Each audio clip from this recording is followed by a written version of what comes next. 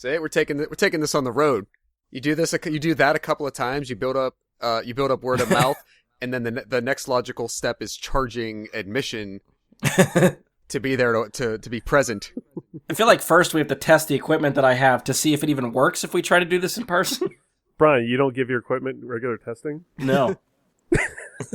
I got it, Josh, and I think... Oh, I get it now, you bastard. You gotta make sure that shit's working, man. Thought we were still talking about podcast equipment.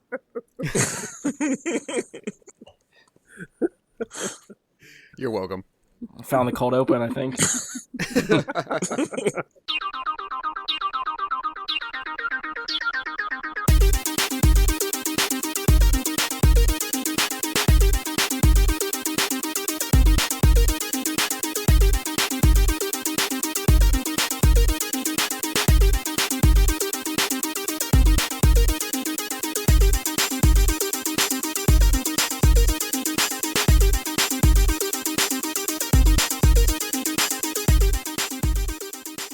Hello and welcome to another episode of Brad Guy and Super Friends. I'm your host, Brian Labick. Joining me for this episode is Andy Stoles.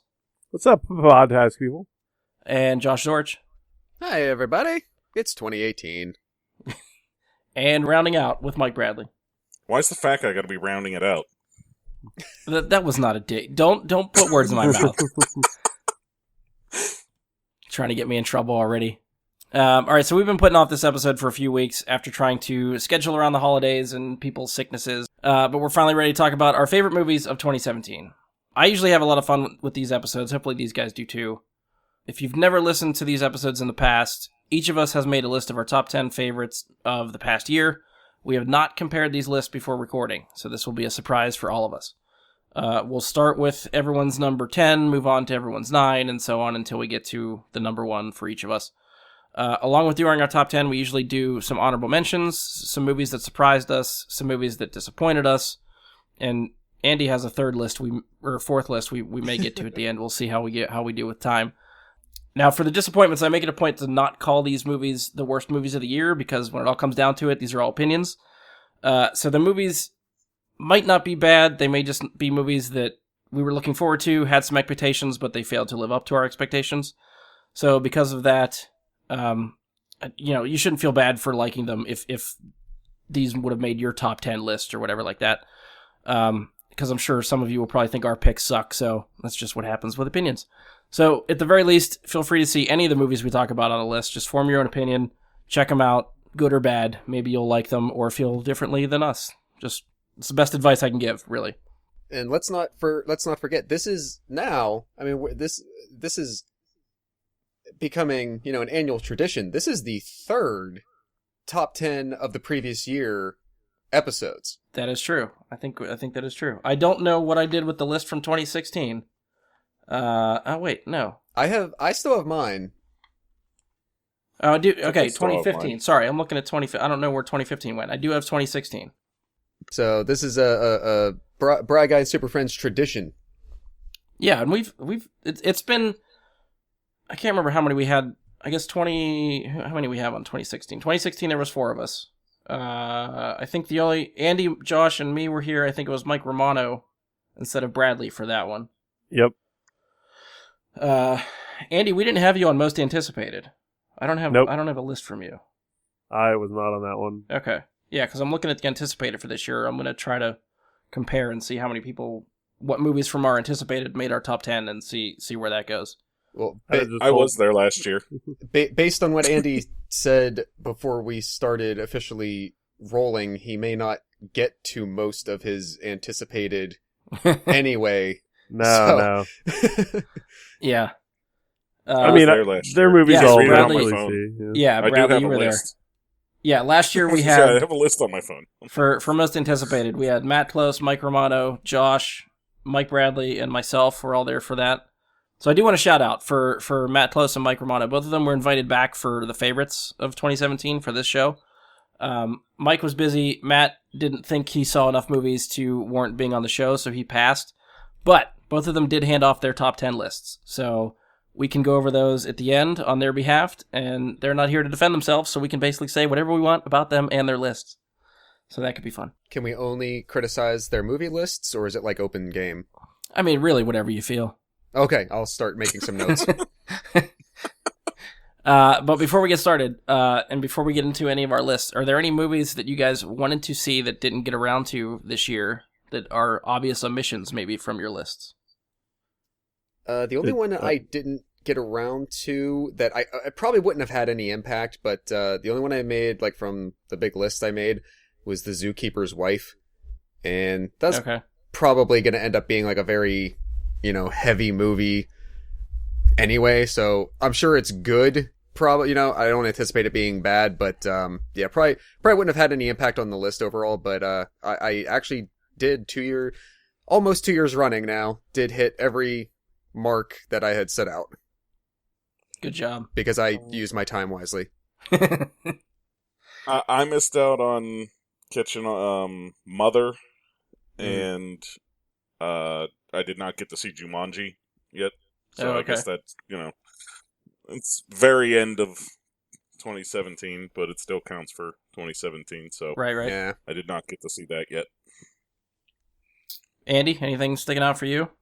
Yeah, that's my fourth list. Are there any bullet points? Any at the top of that list that really stood out to you? No. Okay. There's just a lot of them. The only one from my list that I made most anticipated that I did not see was Valerian. I just kind of heard crappy things about it and just didn't want to go out of my way to see it. Two other ones that one that looked interesting to me that I never, again, went out of my way to see it was Free Fire. And I've heard a lot of good things about Split, and I still didn't get around to seeing Split yet, which I still do want to do. All right. I'd flip it. I'd see Valerian and skip Split if I was you. Ooh. That would be my personal opinion. Okay. And I would disagree with that and go the opposite way.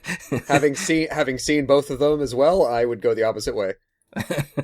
And that's what we have fun with. That's why we do lists. Yeah, that's exactly what we're doing.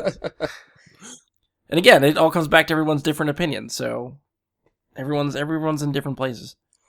All right, so before we get to the number 10, we're going to go around and go through honorable mentions. We did make our order beforehand, so we're going to start with Bradley, go to Andy, Josh, and then we'll end with myself. So, Bradley, what are some of your honorable mentions that did not make your list?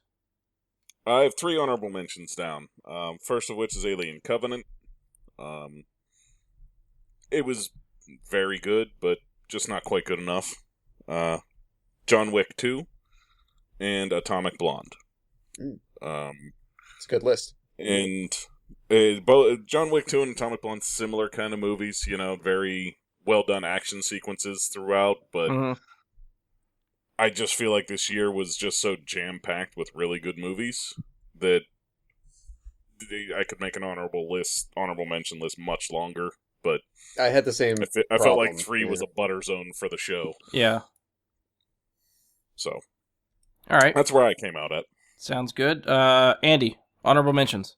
I had one honorable mention, and that was Spider-Man Homecoming. Ooh, that didn't even make the top 10. It was just above a disappointment. Ooh. That's why it's an honorable mention, because I didn't know where else to put it. I feel like that's a harsh review of Homecoming. Yeah, it was just math for me.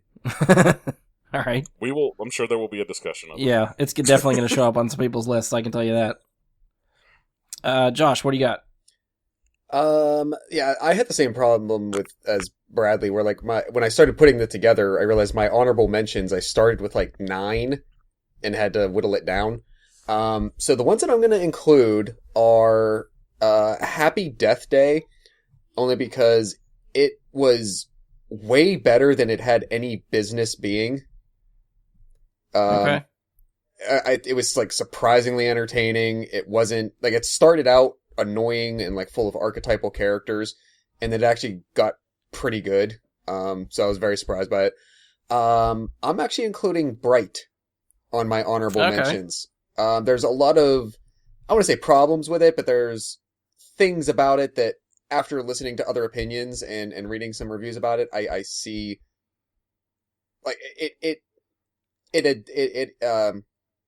let's say evolved, but it had an impact on my opinion of it. So I don't necessarily think it's bad by any means, but I thought it was good enough to mention, but yeah, nowhere near good enough to make the list. Go ahead. I was just going to disagree with a lot of the reviews of it because it made me want more. It did. It did. I said I didn't like it less, but the particular ones that I read were actually very well rationalized, and so they had a lot of good points. But like, that's why it didn't make me like it less, but it just changed my opinion of it, if that makes sense. Yeah. My last, actually, just because I wanted to include some different kind of movies on the show, was Murder on the Orient Express. It was a period piece, and yes, it's a remake, but I thought it was very well done, very well shot, and I ended up enjoying it much, much more than I thought I would. Yeah, It's actually another one I should have included. I didn't get to see that yet. I did like that one too. Yeah. If you want to see it, if you're curious and you get around to it, definitely make the time. Okay. 3 that I had, and maybe some contention here. My first honorable mention is Guardians 2. Honorable mention. Honorable mention. I did not put it in my top 10. Okay. Now, Okay. because I feel like some of my other lists might get some shit too, just for me being me. But I had a hard time ordering the list, and then the more I to help myself order it, I sort of had the mindset of like, what am I in the mood to watch right now? Okay. So some of these movies fell lower on my list, maybe because I've seen them more often than not than some of the other movies on my list, and I'm just itching to see some again, so they've made it higher up. So this was, fighting for the lower part of my list, but it didn't make it in compared to some other stuff, so I kicked it out. All right. Another one for me, Hidden Figures. I was actually call. really surprised with that movie. I thought that was really well done. And Logan Lucky. Yeah. I really enjoyed Logan Lucky, too. All right, so we'll loop back around to Mike for his official number 10. Official number 10, Wind River. Wind River, since I'm seeing some interesting looks, Wind River was Jeremy Renner and Elizabeth Olsen in a kind of murder mystery on the Wind River Reservation in Montana or Wyoming. I can't remember which it said. I believe it's Wyoming that has the Wind River Reservation. But it's a very interesting movie, and it also paints a very real picture about something I really wasn't aware of, that some crazy amount of percentage of cases of missing Native American women never even get investigated. And so Wind River, the other interesting part, it was a true story. And it was a really interesting film to watch. If you haven't seen it, I highly recommend it. Everybody that was in it felt very real. The actors felt like they played extremely well done in their performances. Okay. Yeah, I haven't seen that one, so I can't really comment to that. Did anybody see that besides Mike? No. I didn't get around to it. It wasn't. I didn't get to see it, but I didn't mention that I didn't get to see it because it wasn't really initially on my list. But it was one, like, once I learned about it and saw it around, it did look kind of compelling. And it's nice to hear a good review from it. So there you go, Mike. We got to take your word for it. None of us had seen it. Well, hopefully you trust me. I'd watch it. Definitely give it a watch. It was honestly something that may have been a lot higher on my list than a different year. Okay, fair enough. It's just, this year, just, good lord. Yeah, 2017 was pretty good. Mm-hmm. All right, so we'll come around to Andy. Andy, you're number 10. My number 10 was Valerian in the City of a Thousand Planets. Is that what it's called? That's Yes. the one. Yes. I just wrote down Valerian, so I'll just the rest of the title or whatever. I don't know. I thought it was a pretty fun movie. I actually anticipated it to be higher on my list when I watched it, just because of my love of The Fifth Element. Yeah. But overall, I thought it was still an enjoyable sit and watch. I felt that Valerian hit. I want to say it was better than it got credit for. It got a lot of flack, and like I'm watching it knowing that it had all this flack, and I'm like, I'm enjoying this. I don't know. Well, a lot of times, even when you go into movies like expecting shitty movies, and even if like, especially the ones that get all kinds of crap online, you could sort of go in with that mindset and then it ends up being better just because you're expecting crap. I think the biggest problem the movie had to me was that it played very big on the love story between the two of them. Yeah. And they had no chemistry. Good point. I feel like if they have a good chemistry together, that movie skyrockets and it does great. Yeah, I like the world they created. I'll give them that. And I think part of it, and I hate it's not to be mean to her. It's just an opinion. I don't think that woman is a good actress. Oh, look what she did with the Enchantress. Good Yeah. She's meant for still pictures. Mm-hmm. I that's the thing. Like, not even like necessarily going like that, like minimalist to it. It just acting is not something that she particularly excels at, especially in a like massive co-lead role for something that big. That being said, I don't think he did a super no, he great didn't. job either. Yeah, He's been better in But, a lot of different like, things. Bradley said like the world that they created and the special effects and stuff were all very highly enjoyable. I thought. Yeah. Yeah, I want to see other movies in that world. Yeah. Okay, I'll give give you me that. Different actors. Because I came out of it not having a very enjoyable opinion about it. But let me ask you this, like, Andy, did you, like, I don't say like grow up with, but like, did you grow up with The Fifth Element? Like, have you, right? So you've seen it for a long, long time. Mm-hmm. I did as well. I just went back and watched it again, maybe like last summer or a year ago. Sarah had never seen it. So we finally watched it. And while I still enjoyed it, I felt like after going back to it for a while, I felt like there's parts of it that really, it's starting to feel like it doesn't hold up as much. And I'm almost wondering, Valerian to me felt exactly like Fifth Element. Like in the good ways, but in the way that it didn't feel like it pushed anything else forward.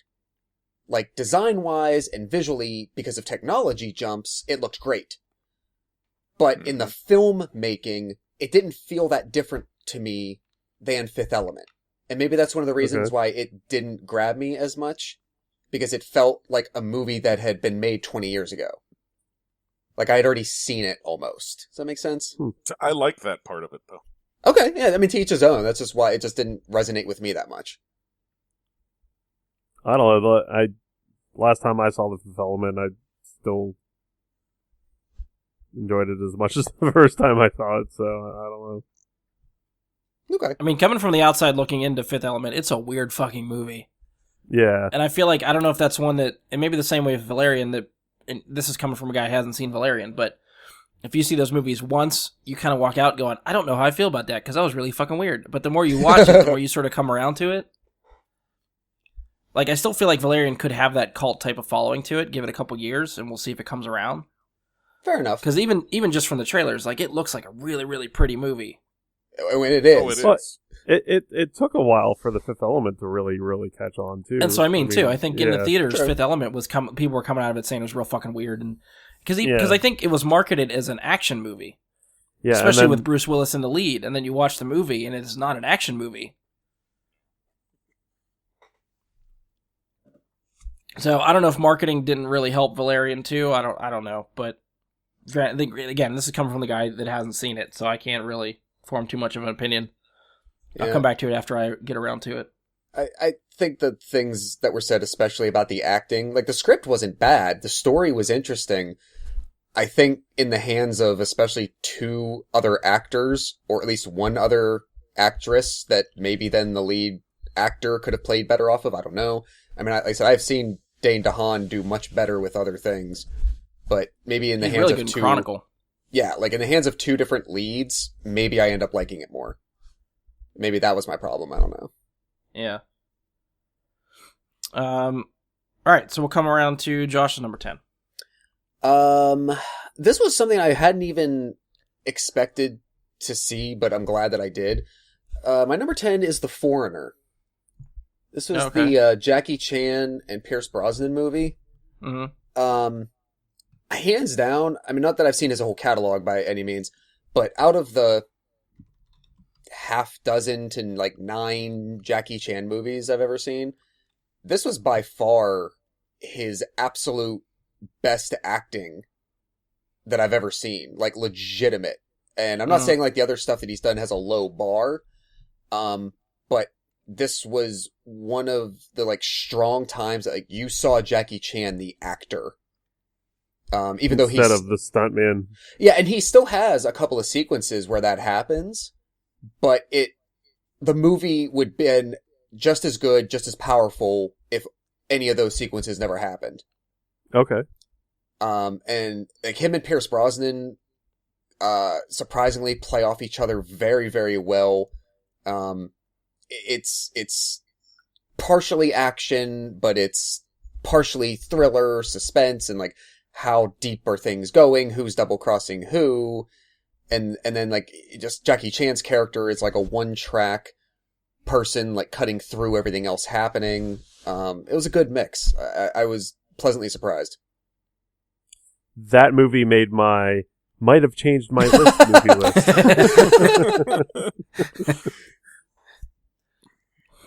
I'm glad it's getting good reviews by you, because that is still something that I very much want to see. I'd say, yeah, definitely worth the time. Like I didn't know enough about it, or I wasn't as taken with it just based on advertising. So if I didn't have the perk of seeing movies for free, I don't know if I would have paid for it going in. But after seeing it, I definitely would have said, like, yeah, this is a movie worth the price of admission. I didn't get around to see that one. Bradley, did you see that one at all? No, I've not seen it yet. Okay. So Josh was riding solo, I think, with that one.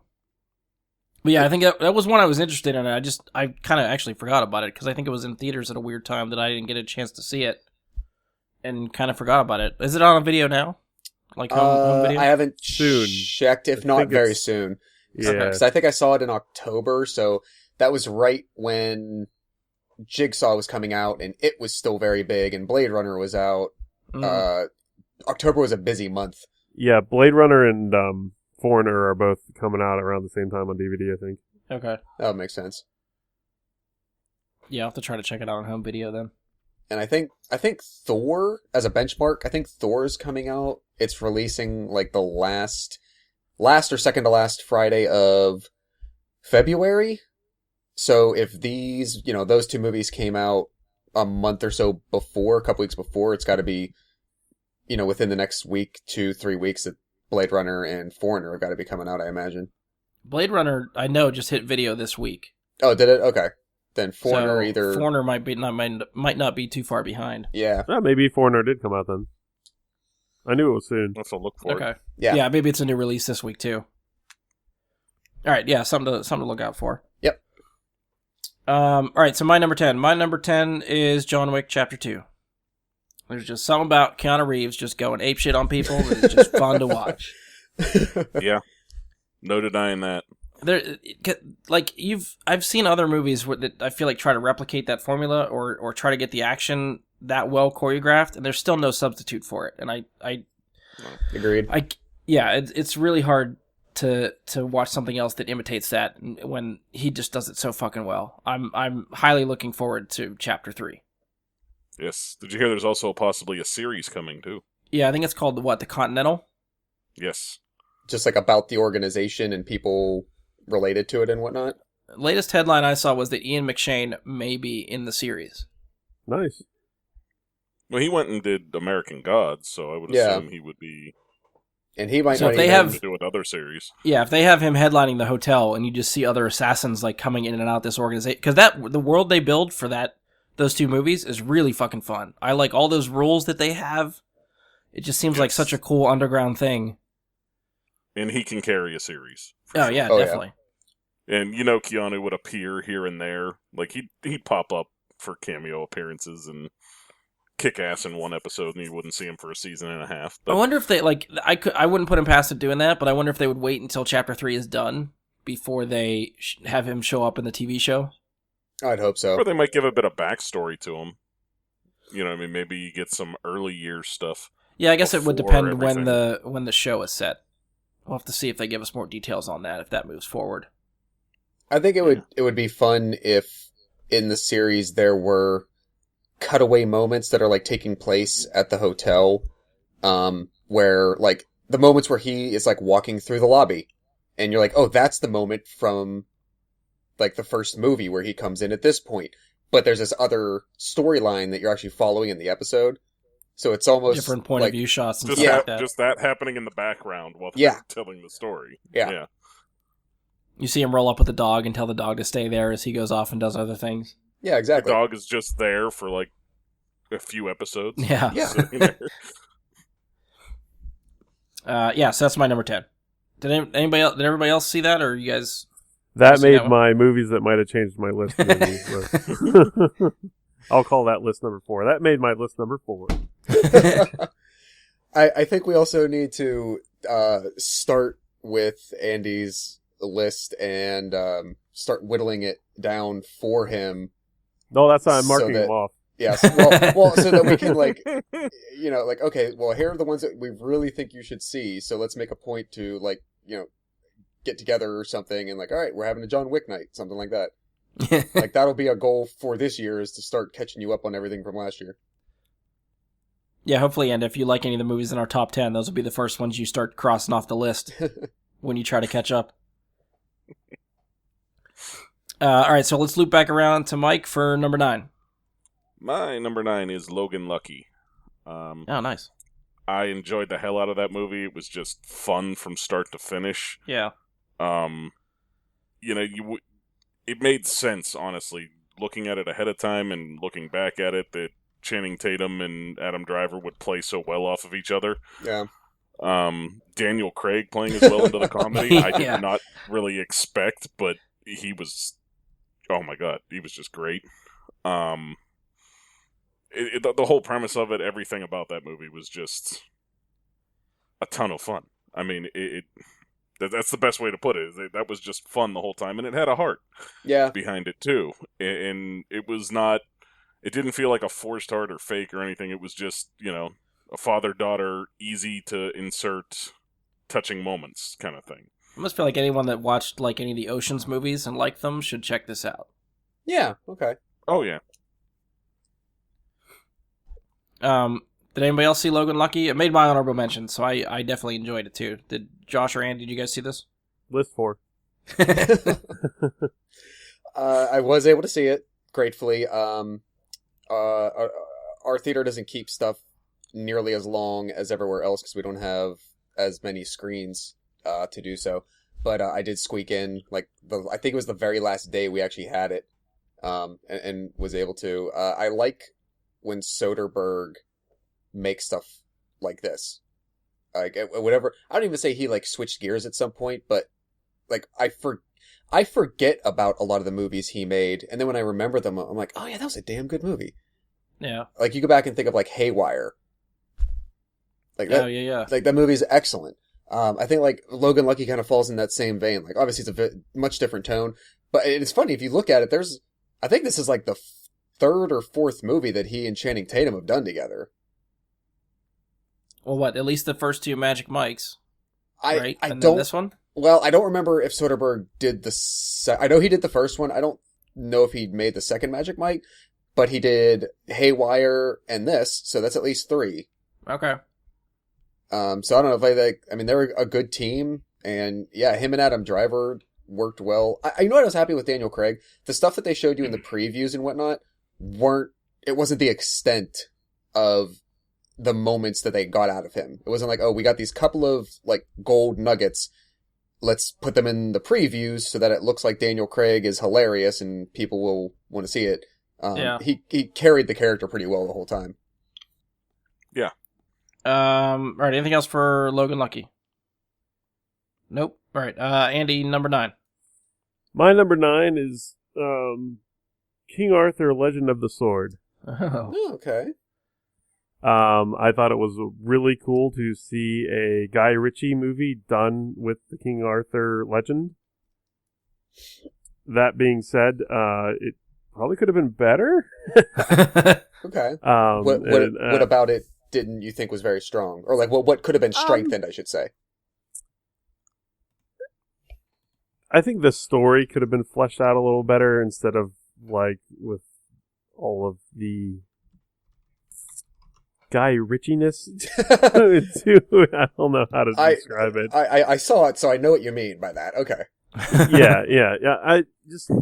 They call it Legend of the Sword, and there's really no legend to the sword in that. Okay.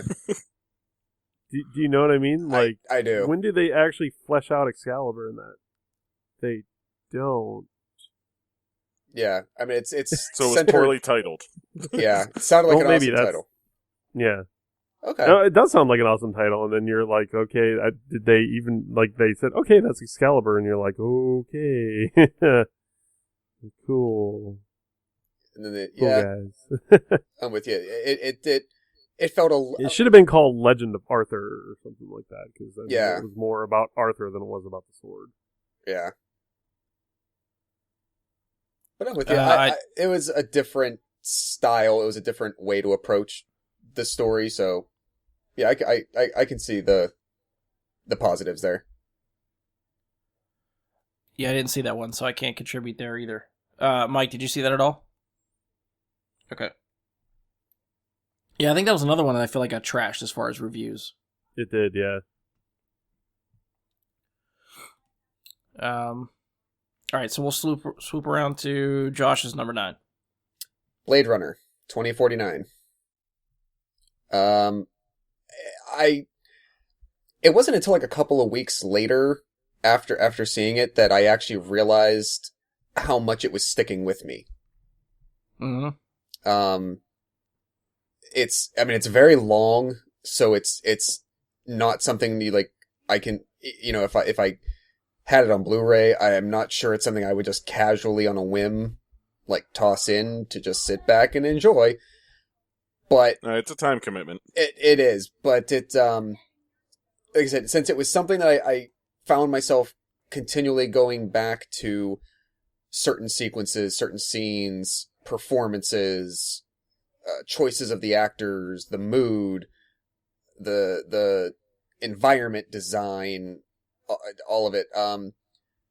Like on the one hand, there's something about it that I don't feel there's any one particular thing about it that's very strong, but collectively, all the individual pieces worked very, very well together. The director that I will forever never try to pronounce his name again. Denny V. Denny V, yeah. He created a really damn good looking movie. Yeah. And it wasn't just the look. That's the thing. It really was all the pieces, even though there wasn't, like I said, there's not like one thing that I would say this was exceedingly strong on its own. But everything together was just like a really perfect match. Yeah, so spoiler alert, this is making my list later on. So I don't know how much I want to talk about it now, but I really enjoyed this one. I'll get my B rating out of the way. I actually found this movie incredibly predictable and boring. I know I'm in the minority on this one. The movie was absolutely gorgeous. I agree. Everything in it was beautiful to see. But I was pretty much aware of exactly how the story was going to go within 20 minutes of the movie starting. And I kind of felt like, I guess that kind of bored me the rest of the way through. Seeing like what I thought was going to happen start to play out. I'm not going to get any further into saying anything about it than that because Andy hasn't seen it, I take it. Oh, yeah, it's on my list for. Yeah, so this one I'm going to try and reserve the spoilers a bit for Andy. Woohoo! I feel like there's actually spoilers in there. Yeah, you know me and spoilers. But I feel like it was... I wanted it to be a lot better than it was. And I don't know. It's not on my disappointments, but it's definitely something I felt the plot could have used some help. Okay. See, I don't know. I disagree with Mike on this one. I was on the edge of my seat the whole time. I didn't know what the hell was happening. Maybe that's just because I can't read movies maybe as well as you. I don't know, but I love the story, the twist, everything. 3 hours did not feel like 3 hours to me. I would gladly watch this again in a heartbeat. I'm sure I'm the one that's wrong for the most part on this, because let's face it, the reviews are out there on this movie, and it's like above 90% on everything, so I'm probably in the extreme minority here. Yeah, I'm I think aware it's of that, sort of like what Josh was saying. I think this was a movie where I saw it, and then it really stuck in my head for a good week after that, where I had to see it again, because I just couldn't stop thinking about it. And I loved it even more the second time around. So, yeah, this is higher on my list for me. I'd be willing to watch it again and give it another chance to see if it held any more for me, but first viewing, it didn't. That's all I would say. Fair enough. Josh, anything else you want to add? No, we can dive in more and further and revisit stuff if it comes up again. Okay. So we'll come around to my number 9. My number 9 is War for the Planet of the Apes. Okay. I thought this movie encapsulated that trilogy really, really fucking well. It's a bit of a slow movie. There's not, there's some action to it, but there's not, I don't feel like the action is what you remember from this movie. It's definitely really good for Caesar's journey. And if you've seen the other 2 movies, how this one ends, I think it caps it off perfectly. And even just from a special effects standpoint, the motion capture for Andy Serkis and everybody playing the apes for this movie is fantastic, and it gets better every movie. And just the way they push the boundaries for that type of technology still baffles me. I look at those apes and they look like real things to me. Real animals, not people playing a computer controlled character. This appears much higher on my list. But I will say, yeah, the motion capture, the work Andy Serkis has done, he never gets enough credit for it. You can't give him enough credit for what he's able to do with creating that. And I mean, that's what Andy Serkis has always done. Yeah, we're getting Ulysses Claw and all that, but Andy Serkis is a motion capture actor like no other. Yeah, I feel bad. I think eventually he's going to end up getting like some unique special award recognition at like the Golden Globes or Oscars, because they will like realize that they can't keep ignoring it, but they don't feel that it fits anywhere. But yeah, he publicly, through his peers and through the mechanisms that they have created to recognize their craft and their work, they are not giving him the ample public recognition in those forums that he needs to have. Yeah. Right. And the other thing I would say that these movies, as a whole, this one explores a lot of it, but as a whole trilogy, all 3 of these movies kind of really do explore the early stages of human evolution that maybe we don't necessarily get a good look at, and they're actually doing a really good job with it, in that you're seeing what it's like the first time a primitive being has to deal with certain kinds of choices. We don't get that in other movies. That's something that, and they did such a good job displaying and relating the emotions they're going through as they do that. So, I was very big on this movie. It does not happen to appear on my list. Doesn't indicate that I did not enjoy it at all. Andy, is this on number 4 list? It is, yes. All right. I'm liking number 4 list. Yeah, number 4 list is going to be a good day. Number 4 list is a damn good list. Yeah. Well, like, I wanted to see this movie, and I really enjoyed the first 2, so, I mean, I just didn't get a chance to yet. I wouldn't say this is a spoiler necessarily, but to make the parallel to what you said about King Arthur, I feel, though, that it was maybe not as aptly titled as it could have been. Yeah. While there are scenes of conflict and fight and battle, I would by no means in any way call this a war. Especially for what I felt like the mood that the trailers were setting up and the marketing that was used. It really, I feel like, cherry picked the most out of that characteristic to use for the advertising. Like I said, it was just a not apt title for it. It didn't. It's that's a not much more. It's not a much more reflection personal of the movie, journey though. for Caesar than I think than what the title gave you credit for. Yeah.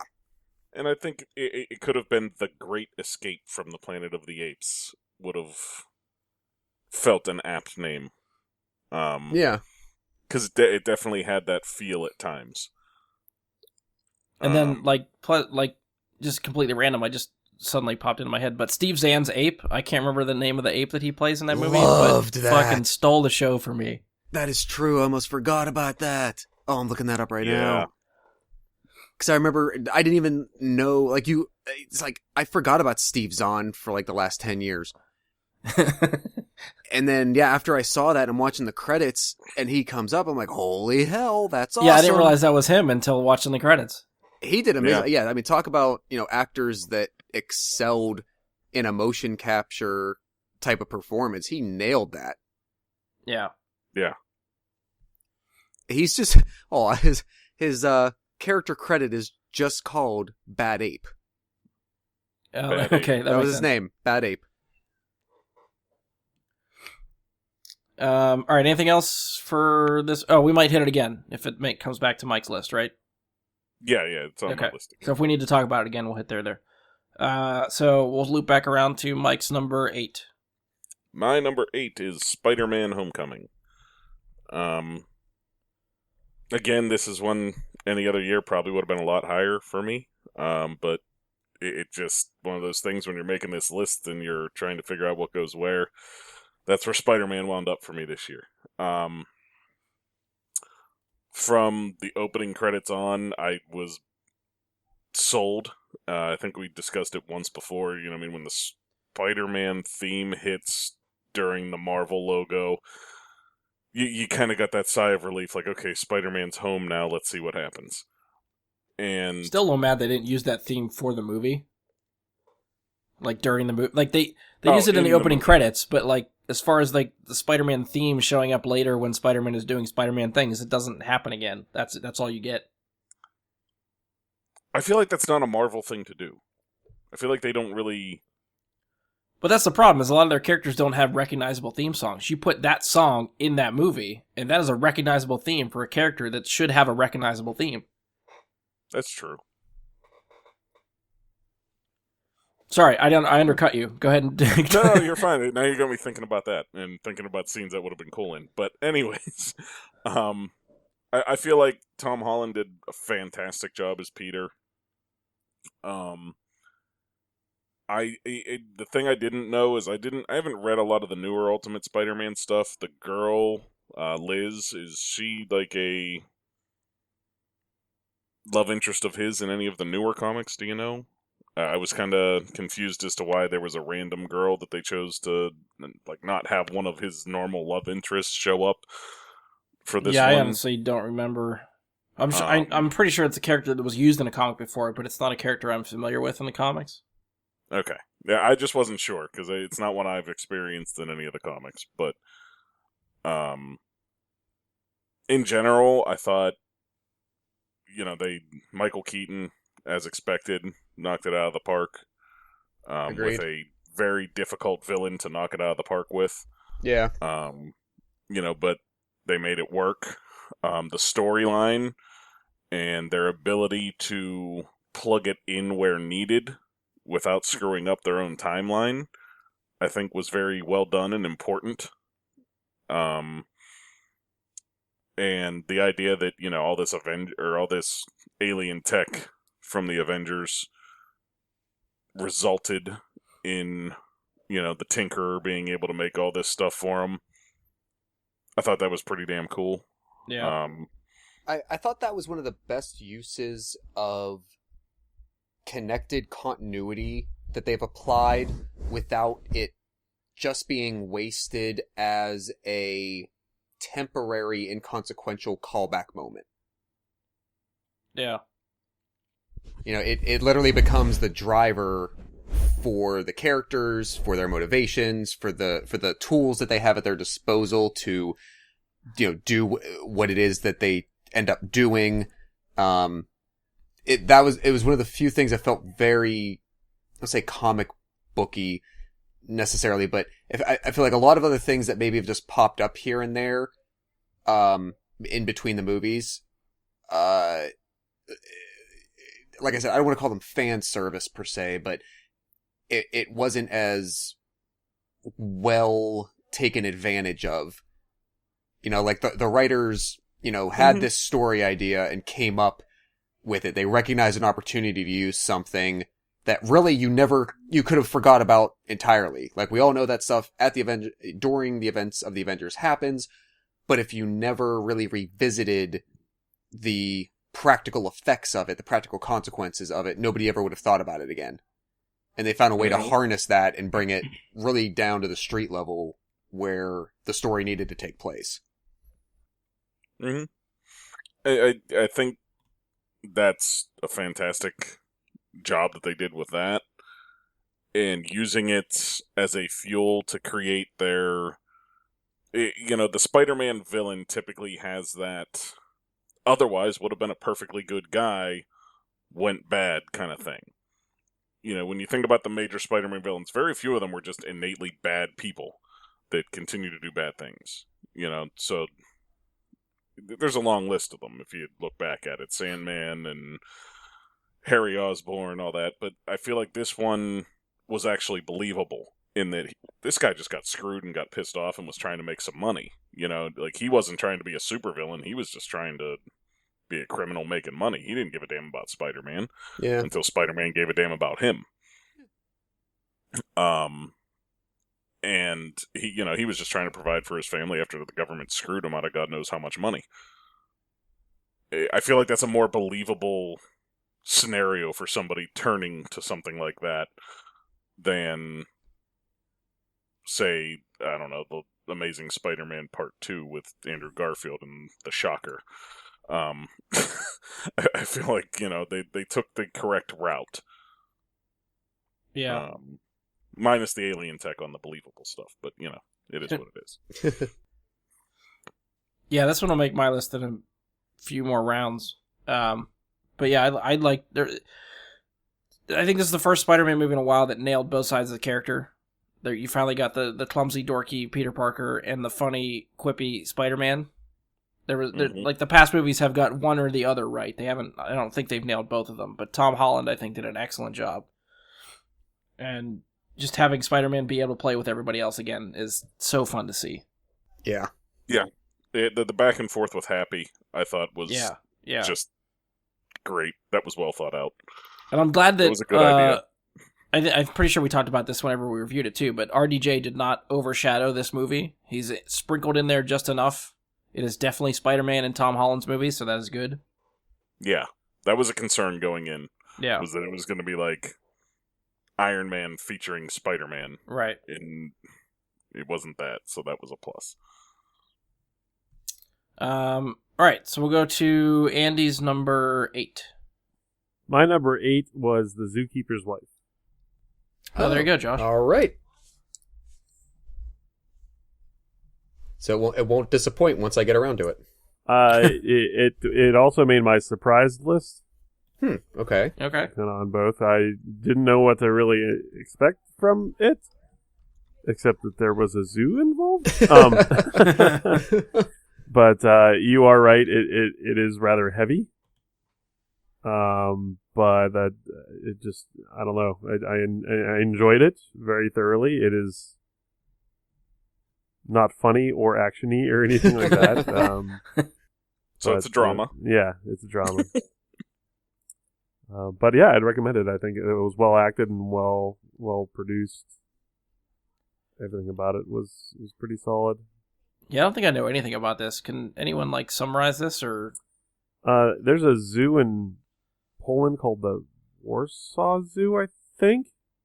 Okay. And they basically the husband and wife that own it use it as a front to help the Jews escape the Holocaust. Oh, okay. Yeah, that's nothing what I expected it to be. No. No, not at all. And I think it's, of course, a lot of people assume, like myself, anything dealing with history is. But is it based on a true story? Or is I it believe all so. fiction? No. I think the Warsaw Zoo is actually like you can go there. There's a monument and like a I don't want to call it a park, but you can go and visit it and whatnot. Okay. Yeah, I mean the story, I tend to be attracted to World War II era stories, especially one that looked like this, where like anybody who was like real world people, it's easy is not the right word. If you make a history movie like Dunkirk, it's easier for people to get behind the idea of the soldiers, I think, who, were the ones actually fighting the other, German and Japanese armies and whatnot. The stuff where people like this, like Schindler's List, where it's just everyone else, all the real world people who were also trying to do something to save people and to have a positive impact. Those ones, it's not hard to convince me to be interested in something like that. So yeah, the basis of it sounded really appealing. So it's nice to hear that it was pulled off really well. All right. Mike, I'm assuming you didn't see this one? No, I did not. Okay. Yeah, I didn't see it either, so I can't really contribute to that. And we know Josh didn't see it either. So Andy's standing alone with this one too. Well, I mean, Jessica Chastain stars, and if you remember Daniel Bruhl from Baron Zemo from Civil War, Civil War, yeah. I mean, there was one or two movies I saw him in before Civil War that when he was cast as Zemo got me very excited for that role, and I thought he was an excellent villainous type character, and I believe, am I right, does he play sort of a similar role in this as well, Andy? Yes. If you liked him in Civil War, you will like him in this. Awesome. Good to know. All right, cool. So we'll come around to... won't like him, but he does a good job in that. You like him because you don't like him. Exactly. All right, so we'll loop around to Josh's number 8. All right, my number 8 is one that Brian mentioned he didn't get to, Split. Okay. I saw the movie The Visit after seeing this, and with both of those, I think that M. Night Shyamalan is on a very strong, welcome path back after having a few questionable project decisions like The Last Airbender, The Happening, which is one of the most terrible movies I've ever seen. And I never saw Another Earth, but I believe you have. Oh, After Earth. After Earth, yes. Yes, After Earth is terrible. And yeah. Wait, was that the one with Will Smith? Yeah. That was Not just Will Smith is barely in that movie. You get a lot of his son in that movie. That's an M. Night Shyamalan movie? Yeah. I didn't even realize. I don't think he wrote. I just thought he it directed. Was Will Smith with Well, Will it was Smith, a trash can, so don't worry about it. followed by Jaden Smith. I didn't think that M. Night had his hands in that at all. He was the director. I don't think he wrote it, but he did direct. So he stumbled for a couple of years, but Split was first of all, Split was a PG-13 movie, and it's very difficult. Like being a horror buff and watching so many, I feel it is extremely difficult to make a non-R-rated thriller, supernatural-ish horror type thing. Anything that sort of falls to that side of the spectrum, it's hard to do it extremely well and keep it PG-13. I mean, a lot of kudos goes to James McAvoy for his performance in this, but you also need good writing as the basis, and it definitely had that. All the female leads, Anya Taylor-Joy, it was just it was the right formula, the right story, great acting. And Brian, I know you're not really the horror type person. This really doesn't fall in that genre at all. It really does toe the line much more of like suspense thriller.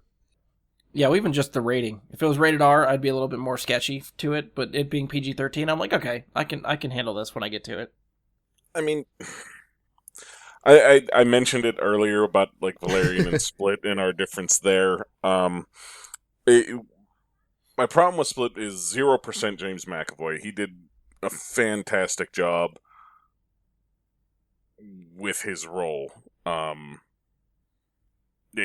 Can't say enough about how well he did. As far as the rest of it, and I don't know, like I wanted it to be much better than it was. Okay. And I feel like I come out of every single M. Night Shyamalan movie I've ever seen saying the same thing. I can understand that. So, like, we can talk about The Visit later on our own time in that whole deal, but I just feel like that's where I come out with an M. Night Shyamalan movie, is I come out saying, like, Okay. Oh God, not another one. well, it's one of those things where, like, how does this happen in every single one of these? Like, how does the ending always disappoint me? And I feel like in this case, it didn't necessarily go that route, but the movie as a whole was more disappointing than other movies. I feel like he writes really good movies up until he has to explain what's going on. And then his explanation with the crazy twist turn thing Okay. always kind of throws me off, and I'm like, What a I twist! would have rathered it be a real monster. As opposed to, I don't know, what was The Village? I think is a good Yeah. example. Like, I remember make it a walking real out monster. of that. Yeah, I remember walking out of that one being real pissed off. Yeah, like, that's the one that always comes to mind for me, because I feel like it's the one that pissed me off the most. Like it But- almost feels like he would be a very good like novella writer. Like he if he wrote nonfiction, or I'm sorry, if he wrote fiction novels on the page, it would be like an interesting read. But translated into a 2-hour visual medium, you're like, really? That was the extent of it? I feel like he would have 200 years ago. Like, I really do. I feel like he's really like an early 19th century, author. Like, I feel like that's a good way of putting it. Okay.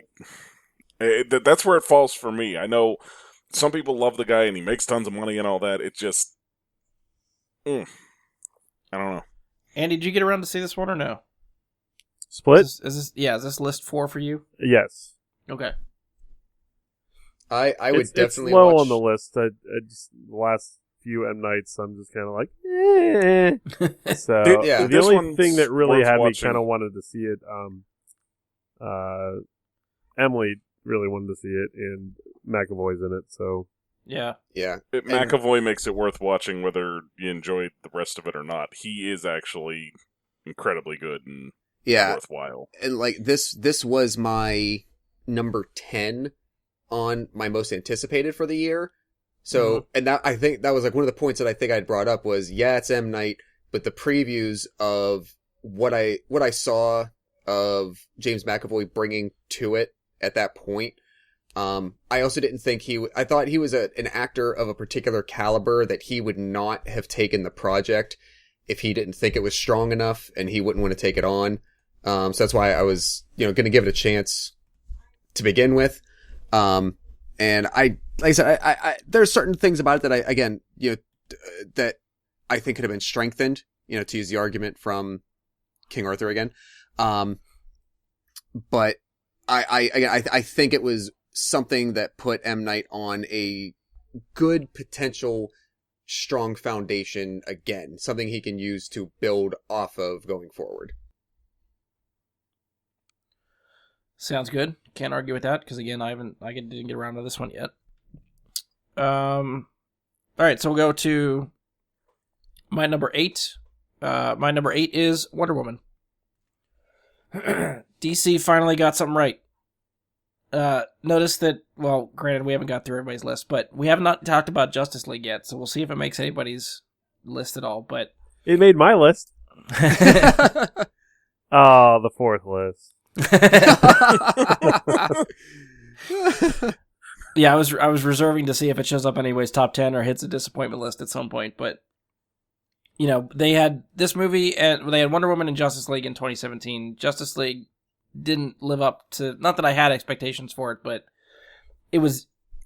Justice League to me was strictly meh. They didn't crash and burn with it, but it didn't elevate their universe or that series like I thought or hoping it might surprise. But Wonder Woman came out of the gate and I thought was really, really fucking good. The ending still, I don't know how I feel about the ending. It's still iffy to me how that ends. Story wise or execution? I think more story. Really? Yeah, I granted I'll have to go back and try to listen to what the hell we did for the review because I offhand can't remember what I mentioned or what I talked about. And I don't want to get into too specifics for people that haven't seen it. But okay. Yeah, there's the sort of twist thing that happens in the third act near the end, and that whole sort of battle thing. I don't know. I'm still iffy on that. But the journey to get there, I think, is fantastic, and Gal Gadot nails it as Wonder Woman. Yeah. I think they give her some really, really good character moments. No Man's Land is a particular standout to me in that movie. I fucking love that sequence. Yeah. Chris Pine comes across really excellent. He's surprisingly funny in this movie, which I enjoyed. Yeah, I don't have too much to complain about other than maybe like the third act stuff I can try to pick apart, but yeah, up till that, I loved every other second of it. I feel go ahead. I feel personally this does not make any of my lists anywhere. I'll say that ahead of time, but I feel that my biggest issue was I felt that David Thewlis was poorly cast. I don't know. Do you remember Dragonheart? Come on. Who doesn't remember Dragonheart? Prince, right? Prince? He's a prince? Something, whatever. I mean, we can let the listeners know that Dragonheart is not on Netflix, but like Dragonheart 4 is. There was a new Dragonheart movie made this year. Yeah, I saw some of that. It's crap. Do you actually watch it?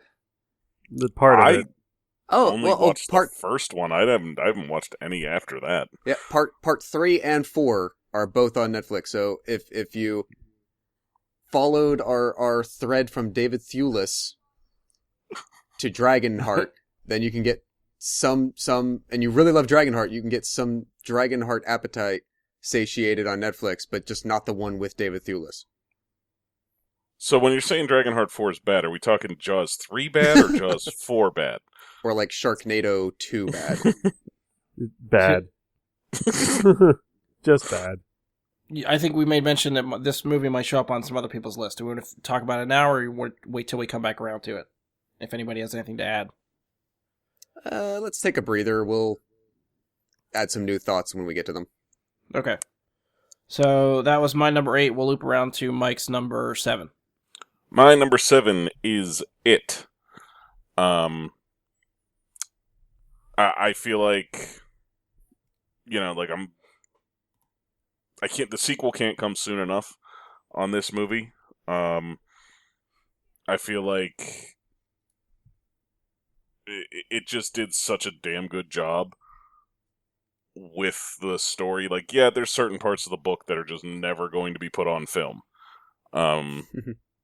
If you have read Stephen King's It, you know the parts I'm talking about. I'm not even willing to mention them on the podcast. That is a smart idea. Yes. There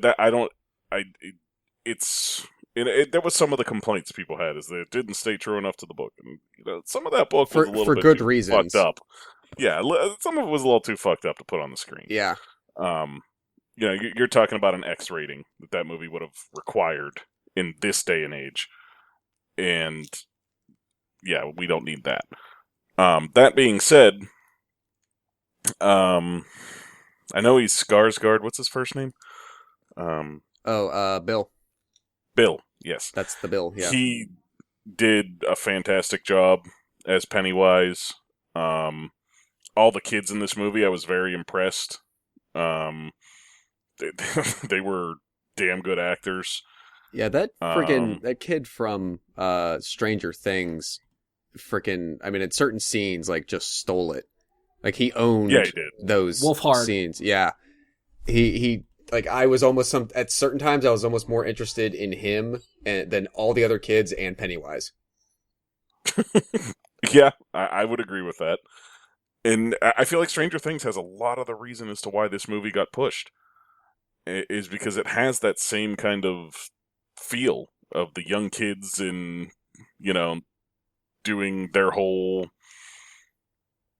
thing running around the town, and, the adults don't know about it, don't believe them, whatever.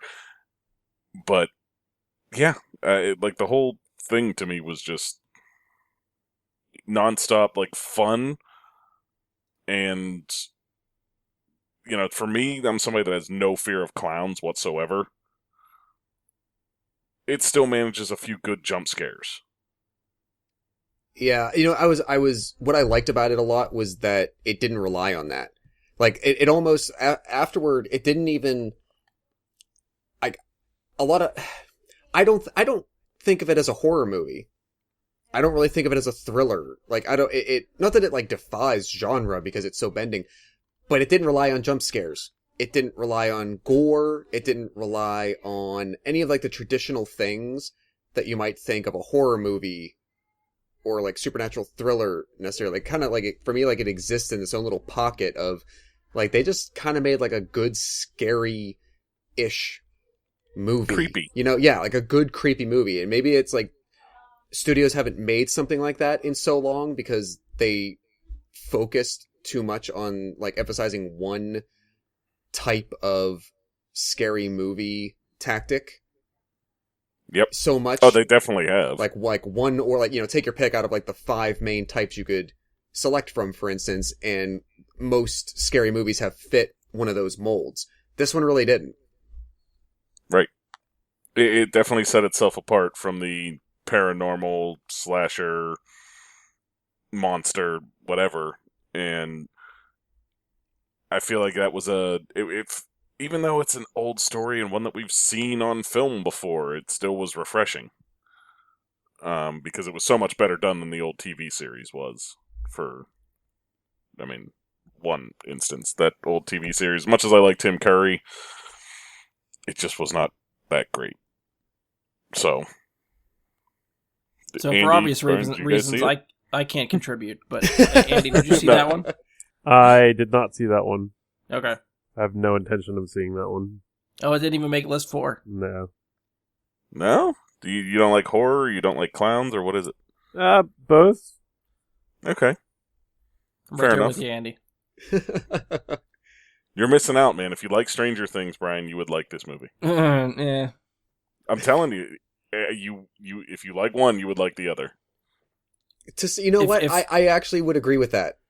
Really. If I ever come around to it, you guys will be the first to know. Sure. No, honestly, like, I hadn't thought of it before, but with that description, like, the approach to, quote, scary things, or again, like, supernatural elements or whatever, this was much more in the vein of something like Stranger Things than a horror movie that you might actually think of. Still might not end up being your cup of tea in the end, but the typical barriers that I know you don't like of horror, Right. this doesn't have a whole lot of them in it. Okay. No. Well, I know he Josh does- has a copy of it, so if I ever need to, This is true. I can watch with him. I do too. I mean, I don't know. The worst thing is he comically waves a severed arm at one point. I think that's about. But I mean, that's like the one instance I can think of where there's actually something like that seems unnecessary. Yeah.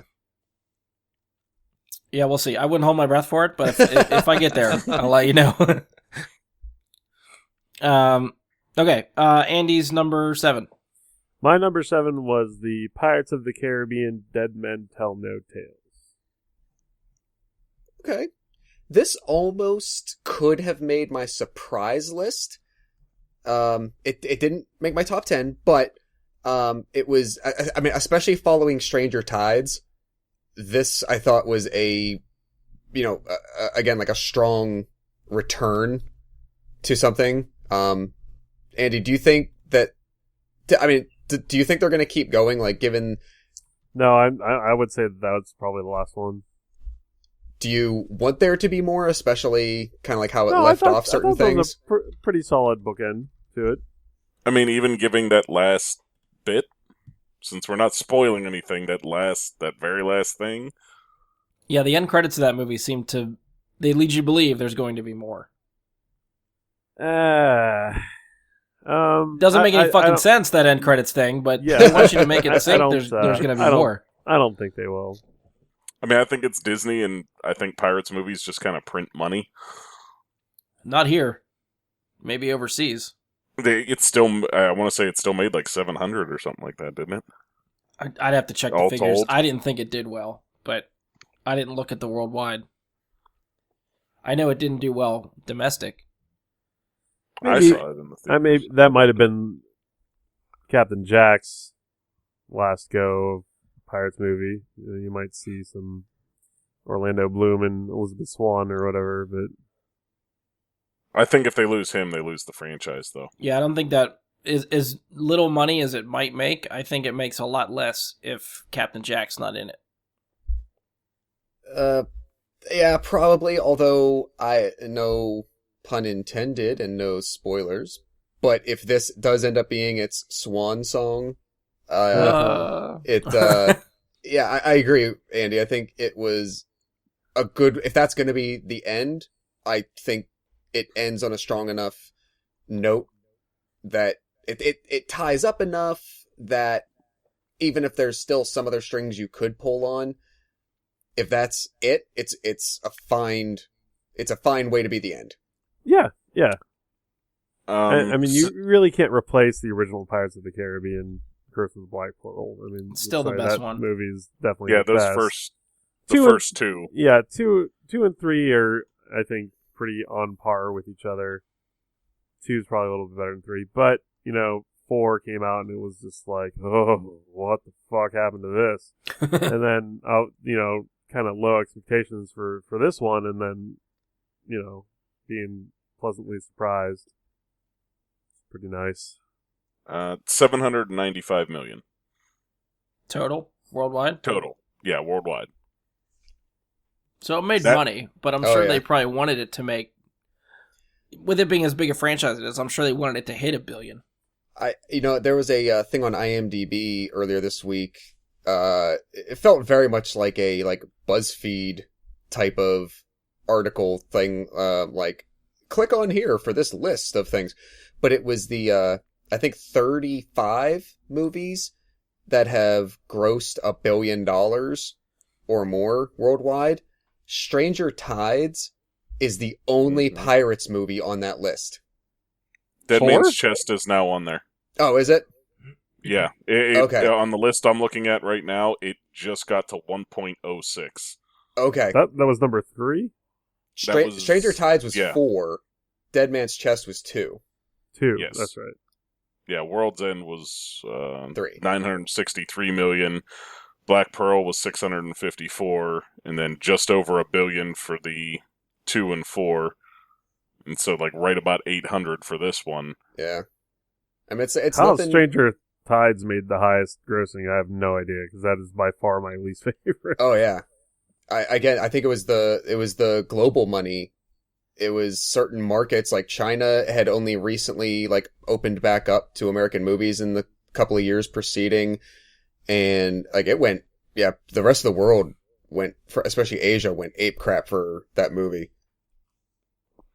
And I mean, if Disney can spend the money and put out $200 million in budget to get a $600 to $700 million movie, that's just printing $500 million for them. Yeah. I see no reason they wouldn't do it.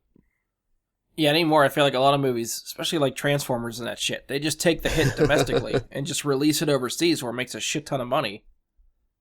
Fast and the Yeah. Furious, man. That's what Oh, they yeah, do. that too. Yeah.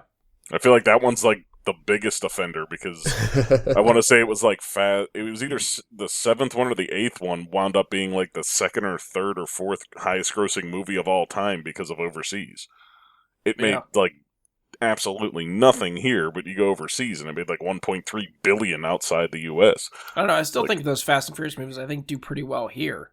I mean, they definitely They make do. more money overseas. I'm not trying to undercut that point, but They might make, I mean, this will be interesting. I don't know if we want to look it up right now, but like Fast 7 or 8, what it made domestically compared to Dead Men Tell No Tales domestically. That's something we can... Yeah, we don't have to do it right now because we could have some dead air or come back to it later. But I was gonna say, when I was sick the last couple of weeks, the one day I did stay home from work, I don't know what it was, but it was like 3 p.m. I had like my second glass of orange juice, my third can of soup that day, and I was like, I need something to pass the time that I'm familiar with. I don't want to think. And I put in Black Pearl. And I don't think I've watched it in 8 or 9 years, maybe 10 years. So that's your go-to sick movie? It was or at least at fun. the time. I mean, it was nice again. You know, it holds up. I'll definitely say that. That first one, I didn't go back and like watch 2 or 3 again yet, but the first one's still, 15 years later coming up? Oh, shit. Still holds up really well. 2 things. 1, Fate of the Furious 226, Dead Men Tell No Tales 172. Just domestic? Yeah, that's just their domestics. The other thing is, my sick movies happen to be Lord of the Rings. I watch the trilogy every time I'm sick, man. That's just, it goes on when I'm sick. I don't know why. When I'm sick, I just have that I want to watch Lord of the Rings thing. I don't know what it is. Comfort food. Yeah. Taters. All right, anything else for Pirates? Or we'll move on to Josh's number 7. I don't have too much to add for Pirates. It didn't make any of my lists. I didn't expect much from it, and I don't feel like I came out remembering a lot of what I saw, so it didn't really make any of my lists. But I will say, I do agree. I think it's better than 4. It's better than Stranger Tides. I will agree with that. They should have put that on the marketing. Yeah, that's all you need to tell people. It's better than the last one. We promise it's better than the last one. Yeah. We get the young Jack Sparrow origin story. Which I don't think you needed, but... It was still cool. All right, so Josh's number 7. I just actually got to see it last week, over the weekend, I think. And it technically is a very late 2017 release, but I'm including it, and I absolutely loved it. The Shape of Water. Oh, okay. Okay. Did anyone else get to this yet? I did not. No. The only reason I started hearing about it is because Guillermo won the Golden Globe. Yeah. And it's extremely well deserved. It's every best part of everything he's ever made put into one project. The one thing that I was most pleasantly surprised about that was the strongest element of it. I think people tend to think, like, if you've seen...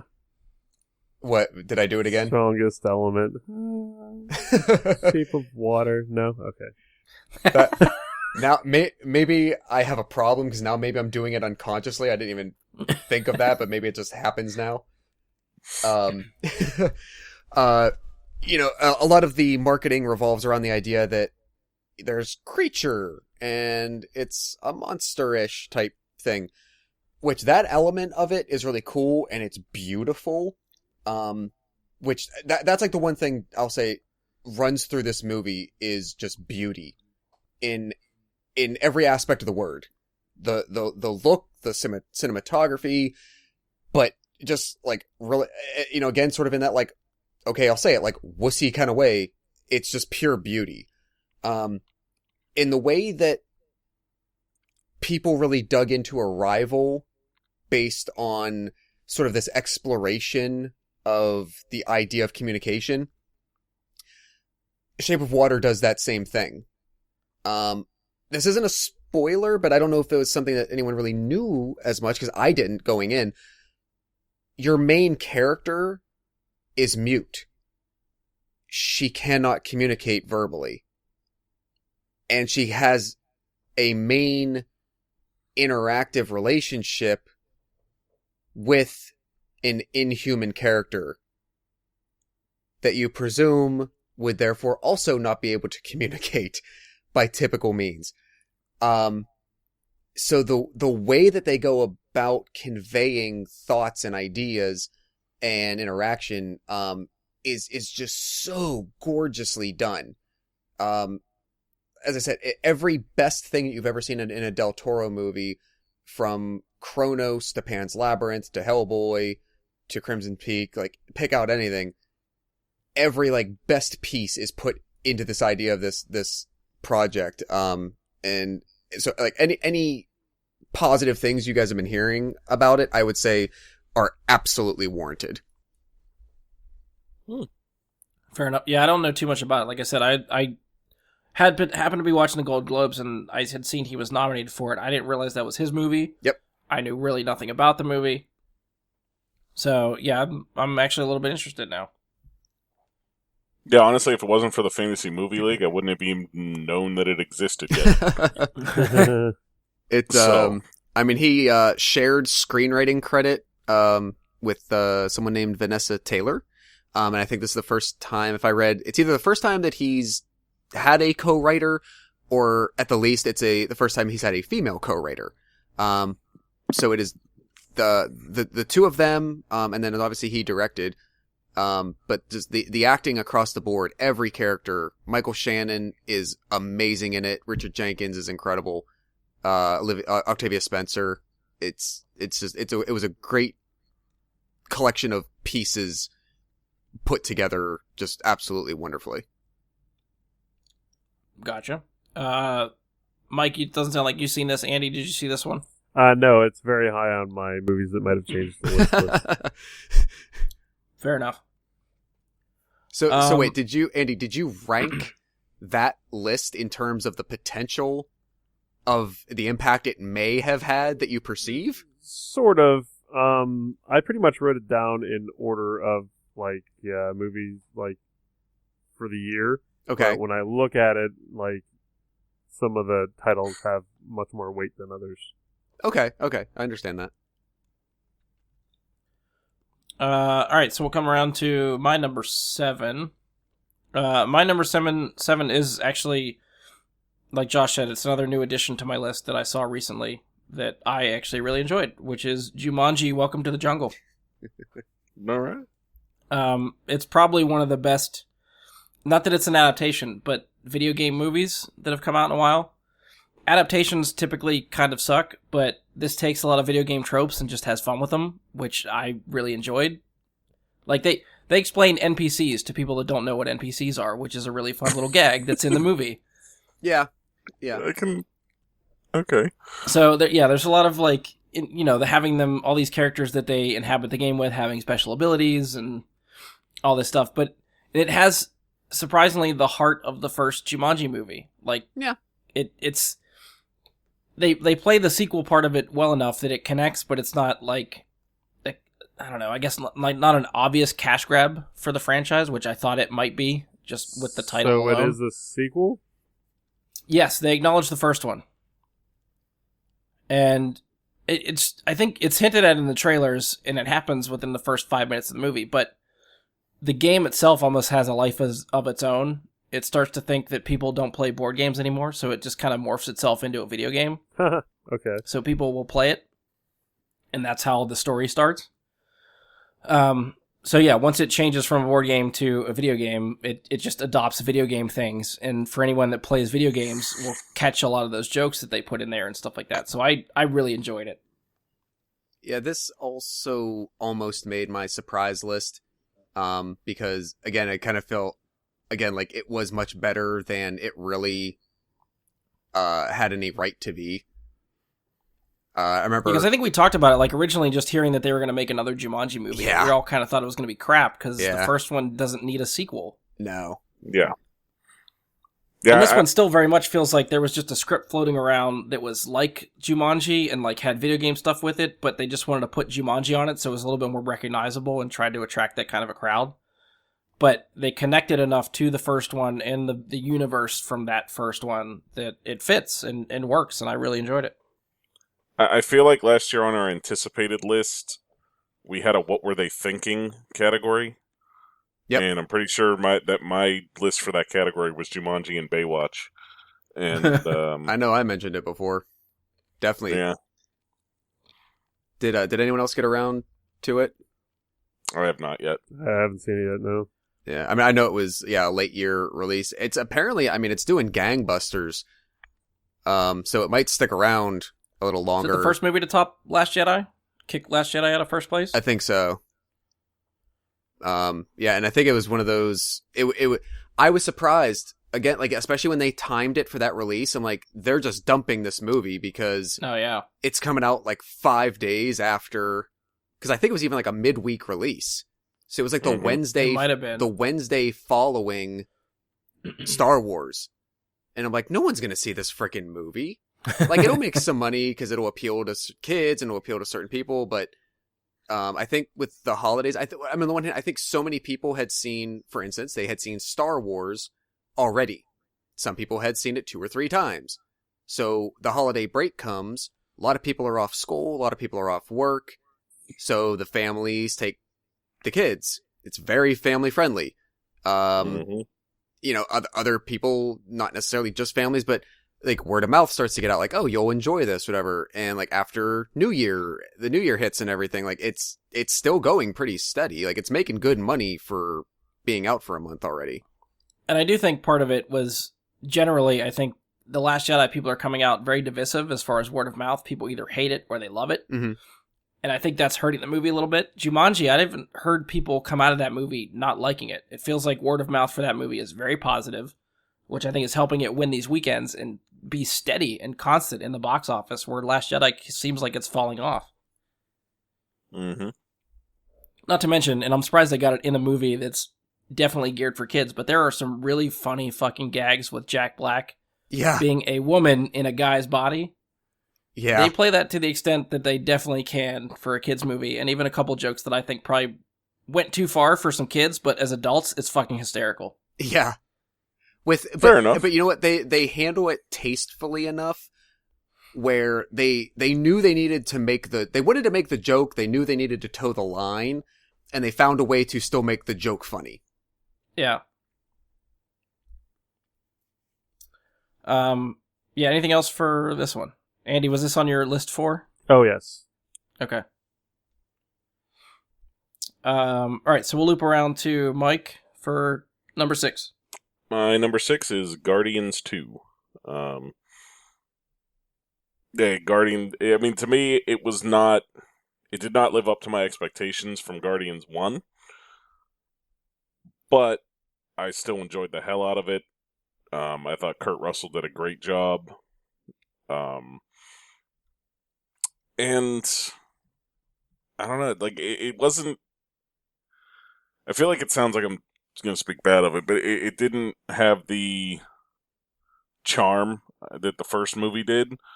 But it still had its funny moments, and I feel like too many of them were revealed in the trailers. Okay.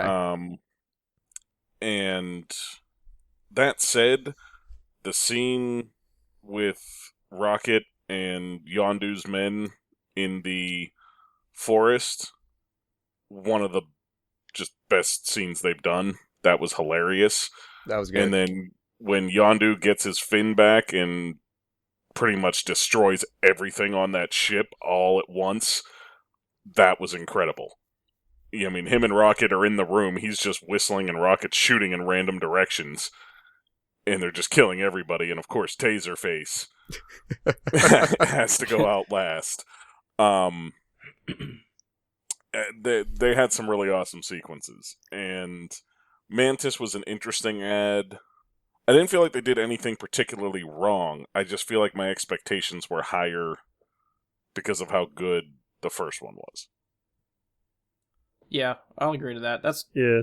I guess, sort of why it didn't make my list, but yeah, because I only gave it honorable mention. I'm expecting this to hit other people's lists, so I feel like I'm probably in the minority there. It's a little higher on mine.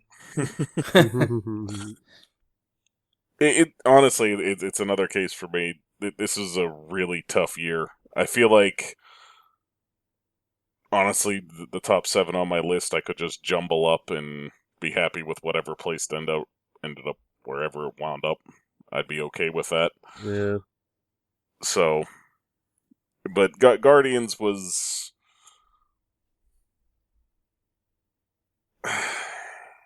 I I just I don't know. I liked every aspect of it, and I try to find things to complain about, and I just can't. Andy, anything to add? This is also my number 6. Yeah. All right. Well, that makes it easy. Anything else you want to chime in on for the movie? Do you agree with Mike? I really enjoyed the Sylvester Stallone original. What were they? The original Guardians or something? I can't The remember. Ravagers. Ravagers, yeah. Yeah. Thought that Yeah. was- Yeah, that he was had a pretty fun little cool. bit part. Yeah, in the movie. it still seems like they want to try and expand on that just based on like the scenes that they're in, but Yeah, exciting. we'll see if he shows up in the next one. Yeah. All right, so we'll probably come back to this because it's going to make Josh's list at some point. So we'll move on to Josh's number 6. My number 6, we've already talked about, is Wonder Woman. Okay. I mean, a couple things maybe I didn't say before, but yeah, I guess I agree with the third act issues. Everything up until the last 20 minutes is astounding. Just the execution of the last 20 minutes and maybe a couple of story choice tweaks, could have made it even that, could have turned it up to 11, so to speak. But a lot of what was said before was absolutely, I agree with.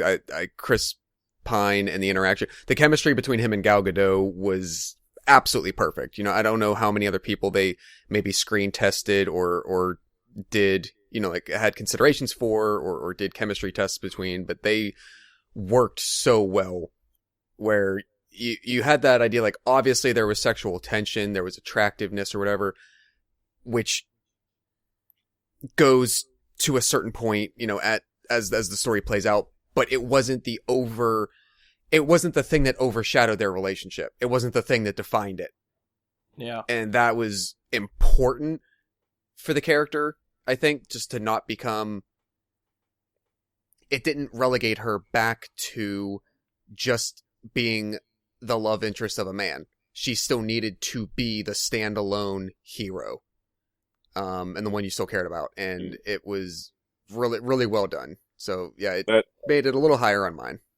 That casting goes back a little ways, at least, because that picture in Batman vs. Superman does have Chris Pine in it. True. I think they had him cast for the movie before. Like, that was like right after he got cast. They did that to put that little Easter egg in the movie. Yeah. So they did it long enough ago. But to me, I don't know. I hate to keep ragging on it when everybody else liked it, but to me, it felt... I'm trying to think of a good term for it, but it felt like a superhero movie out of place with today's superhero movies. Okay. In that the way the plot plays out, especially what you're talking in the third act and everything, it felt like it belonged 20 years ago as a superhero movie. It felt like it fit more into the Tobey Maguire Spider-Man original X-Men series era of superhero movies to me. I kind of feel like that's the point, though. Like, Zack Snyder was making modern-day, gritty, to his point of view, superhero movies. That wasn't working for DC. They want to do something different. Wonder Woman definitely feels like Golden Age superhero, and I think that's the point. I don't mean Wonder Woman herself. I just mean... I understand what you're saying. It just... I don't know. I felt like it was not as good by today's standards as we think of superhero movies now. I feel like 20 years ago would have blew my mind as a superhero movie, but today, with my standards being higher, I feel like this is the reverse effect of why Guardians is only number 6 on my list. Is you go in knowing it's Zack Snyder, knowing what the last several movies have been. And you're expecting to be kind of like, all right, we'll get through this. and then it's not half bad, and I feel like it has that overachieving effect on it. Okay. I'm with you. Anything else you want to add for Wonder Woman? No, I think we've covered that pretty good. Yeah. All right, so my number 6 is another one we covered already, Spider-Man Homecoming. So I don't know if I really have anything to add since I think we covered it pretty good earlier. But one more round for Spider-Man Homecoming. Anybody got anything to add? Meh. No. I will say, I don't know why, like, as a spoiler, this did not make my list. I was surprised when I put everything together. Again, not an indication that I didn't enjoy it immensely and I liked a ton about it. I think it keeps going back to what people keep saying, which is this was a tough year because there was a massive slate of incredible movies made this past year. It probably easily, I maybe to Mike's, Mike or Andy's point a minute ago that like you could take your, maybe top 5 or top 7, put them in a blender and however they shake out, that's fine. I feel like my maybe 10, 11, and 12 through 15 could have been the same thing. Like everything could have tied for like 10th place. And, this probably would have landed there, but, just my 2 cents. Everything everyone else already said about it, all the strong points. Yeah, same thing. Fair enough. Coming back to Mike for number 5. My number 5 has also been talked about, War for the Planet of the Apes. Okay. Anything you want to add for that one? No, I think we covered it pretty good. Okay. So we'll go to Andy's number 5. My number 5 was the Disney's remake of The Beauty and the Beast. Okay. Yes. I enjoyed that. Yeah, I enjoyed it very thoroughly. Thought the castings were pretty good. Yeah, I think that made buttloads for Disney. That was a good movie for them. Yeah, I'm pretty sure that made the $1 billion club, I'm pretty sure. Yeah, that was big money. Yeah, I agree. The casting was great. It was a fun movie to watch. It was. It really was. Wasn't sure what to think of it going in, but it really kind of took me away with it. It definitely gets me... Oh, go ahead. Sorry. No, I was just going to say, I feel like Disney's definitely just looking for cash grabs on stuff they've done before. Like, there's really no reason this movie should have been remade, other than we like money. Well, but it worked, so I can't really complain. I was going to say, it gets me on board for the live-action versions of some of their movies that they've done. I'm looking forward to Aladdin, and I want to see what Favreau does with Lion King, and all this stuff they're trying to punch out. Yeah, like, it brings me fully on board for that. So, I think that's what they're trying to head towards, and that's why they're remaking it, is to do these live-action versions and show what they're capable of now. Yeah. Like, Aladdin, I will be there opening night. 100%. I will be... Like, I wasn't for this. It's Beauty and the Beast. I'm not... I wasn't a little girl that fell in love with this when I was a kid. But Aladdin, yeah, I will be there day one. As will my wife, just beating down the door to get in to see Aladdin live version. So, and in how good this was, I think, plays to that. Yeah. Well, it's stuff that I guess they could really only get away with in animation back then. That now special effects are at the point where they can get away with all this stuff and do it believably. That it works. Mm-hmm. I will shed a tear when the genie's not Robin Williams. Yeah. But other than that, I'll be... Yeah, I'm curious to see what Will Smith does with that. He's the genie, right? Didn't they cast him as a genie? I believe I think so. Okay. We'll see if he does a rap or if he actually tries to sing. My hope for the other live actions is if you go back and start with Cinderella a couple years ago, and even if you look at like Maleficent, like obviously Maleficent was not necessarily a remake of it was effectively Sleeping Beauty, yes, but it wasn't necessarily like just a remake of a previously animated movie.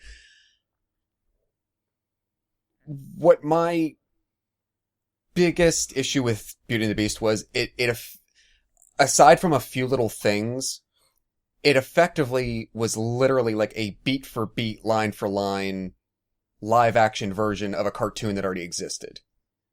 Yeah.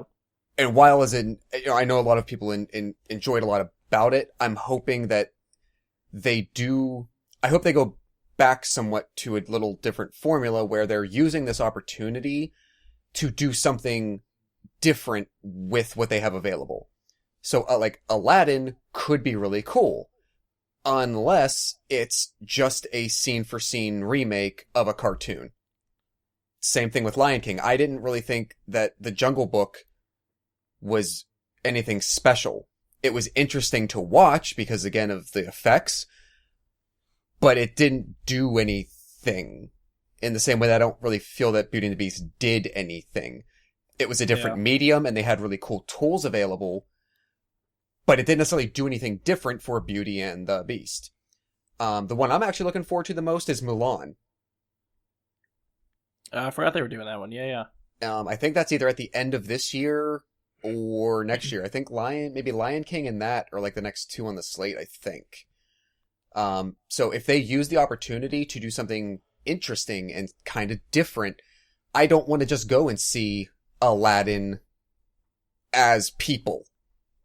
I want to see the story of Aladdin with a lot of the familiar things that I know about the cartoon, but different enough.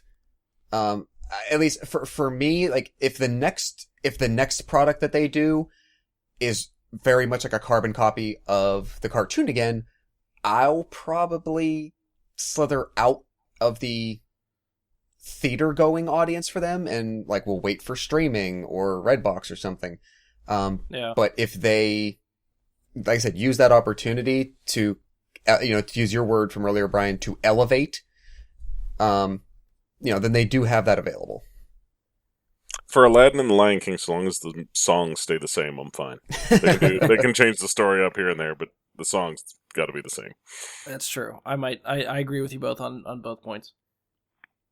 I'd like to see something a little bit different, just to, sort of give a reason for a remake instead of just remaking the same thing in live action. But yeah, Mike, I agree. You grew up with those songs. You need to hear those songs. They happen at certain parts in the movie where you just have to hear them again. That's why I'm going. I mean, like, like, get to see this in the theater again, get the songs again, That's what I'm there for. Sounds good. All right, so we'll go to Josh's number 5. This was, I think, like number maybe 3 on my anticipation list, and it definitely did not disappoint. I love it. I could watch it a lot. I don't know if that says anything about me because it's really effed up. The Belko Experiment. And to confirm, that was your number 3. Yeah. For most anticipated. I enjoyed the Belko Experiment. There was a lot about it that was potentially, it was arguably unoriginal in certain aspects. You could make parallels to other themes and general ideas from other movies easily. Oh, for sure. Yeah. But there was something about it where it was very just straightforward, unapologetic. It was very quick. There wasn't, the idea was there's like survival of the fittest, go. And there wasn't like a whole lot of dead time. There wasn't lapsed time. There were minor time gaps. So the whole thing is mostly taking place in kind of real time. And you don't really have the opportunity to pull yourself out of the story. There's not a lot where, if the idea is in a very short amount of time, again, this is not a spoiler, this is in the previews, this is the premise. In a very short amount of time, a lot of people in a very closed space are not going to be alive anymore. You don't get a moment to escape from that mood, from that idea. Pressure. Yes. It's pressure. Yes. And they kept it on very well. So I could probably put this on, once a month, and it would take a while to get, bored of it. I'd agree with that.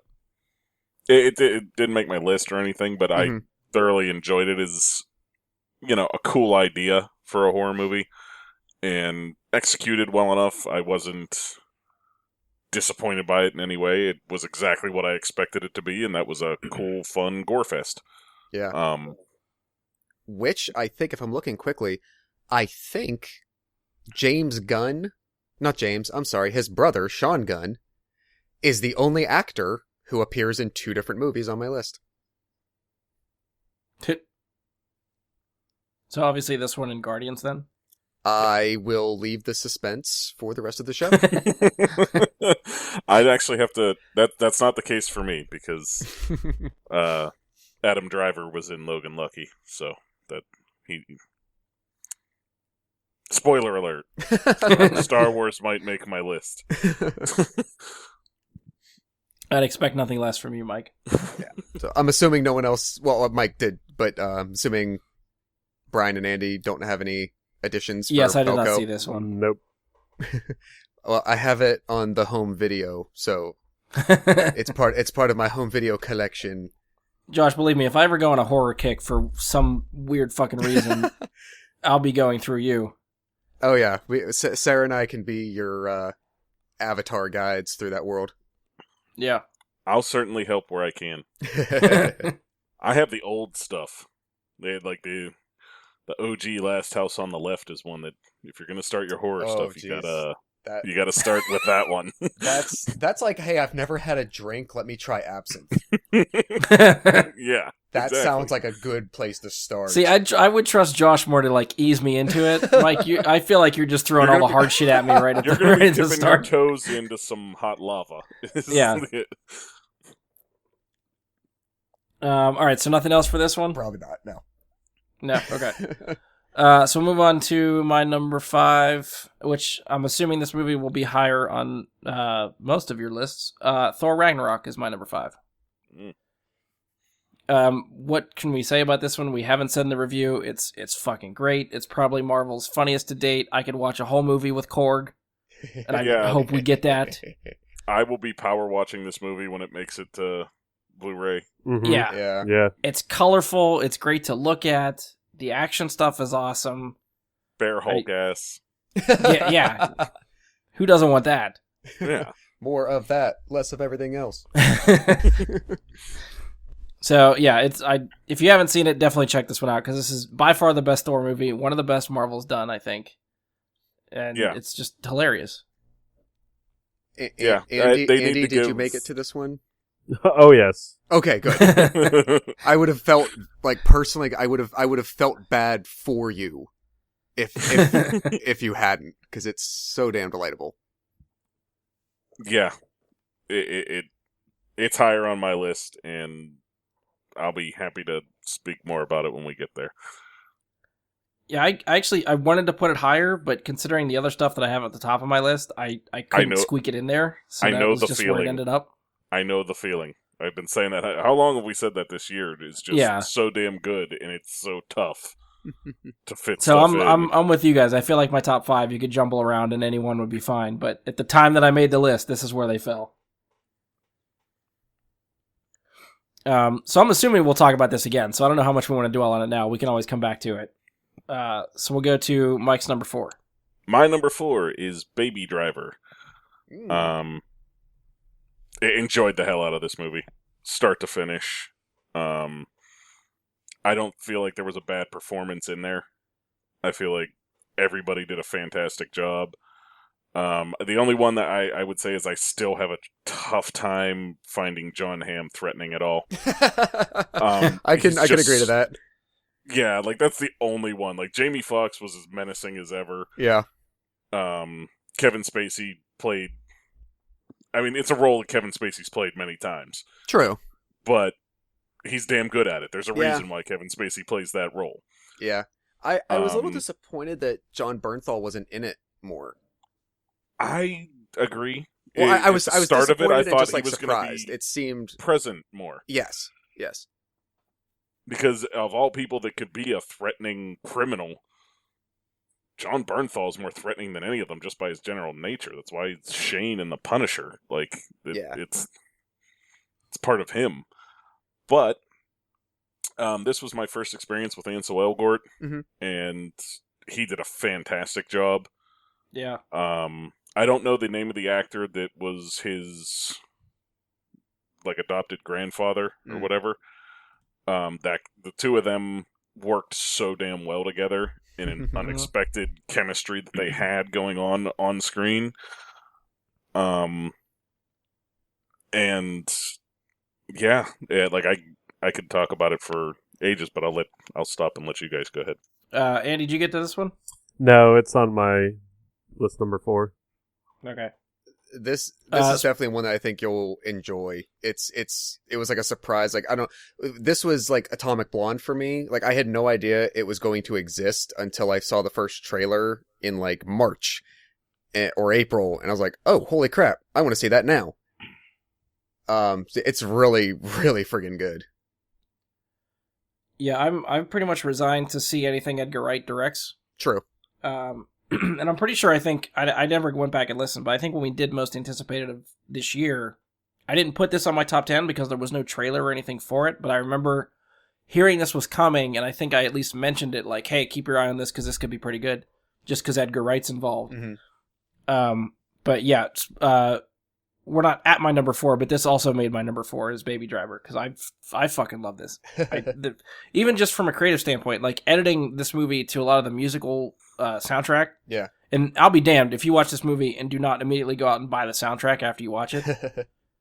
Because I had those songs stuck in my head right after seeing the movie that I had to download it and listen to it because it was great. I threw it up on Spotify. Yeah. Something about watching a gunfight cut to tequila. You can't go back to it. The chemistry between Ansel and the actress. Now I feel like a dick and like rude that I can't remember her name because I really enjoy her. She was in that. Well, I mentioned Cinderella earlier. She was in that. She was in Pride and Prejudice and Zombies. Frick, what was her name? Is it Lily something? Why do I want to say Lily something? Yeah, you're right. Lily James. Okay. Yeah.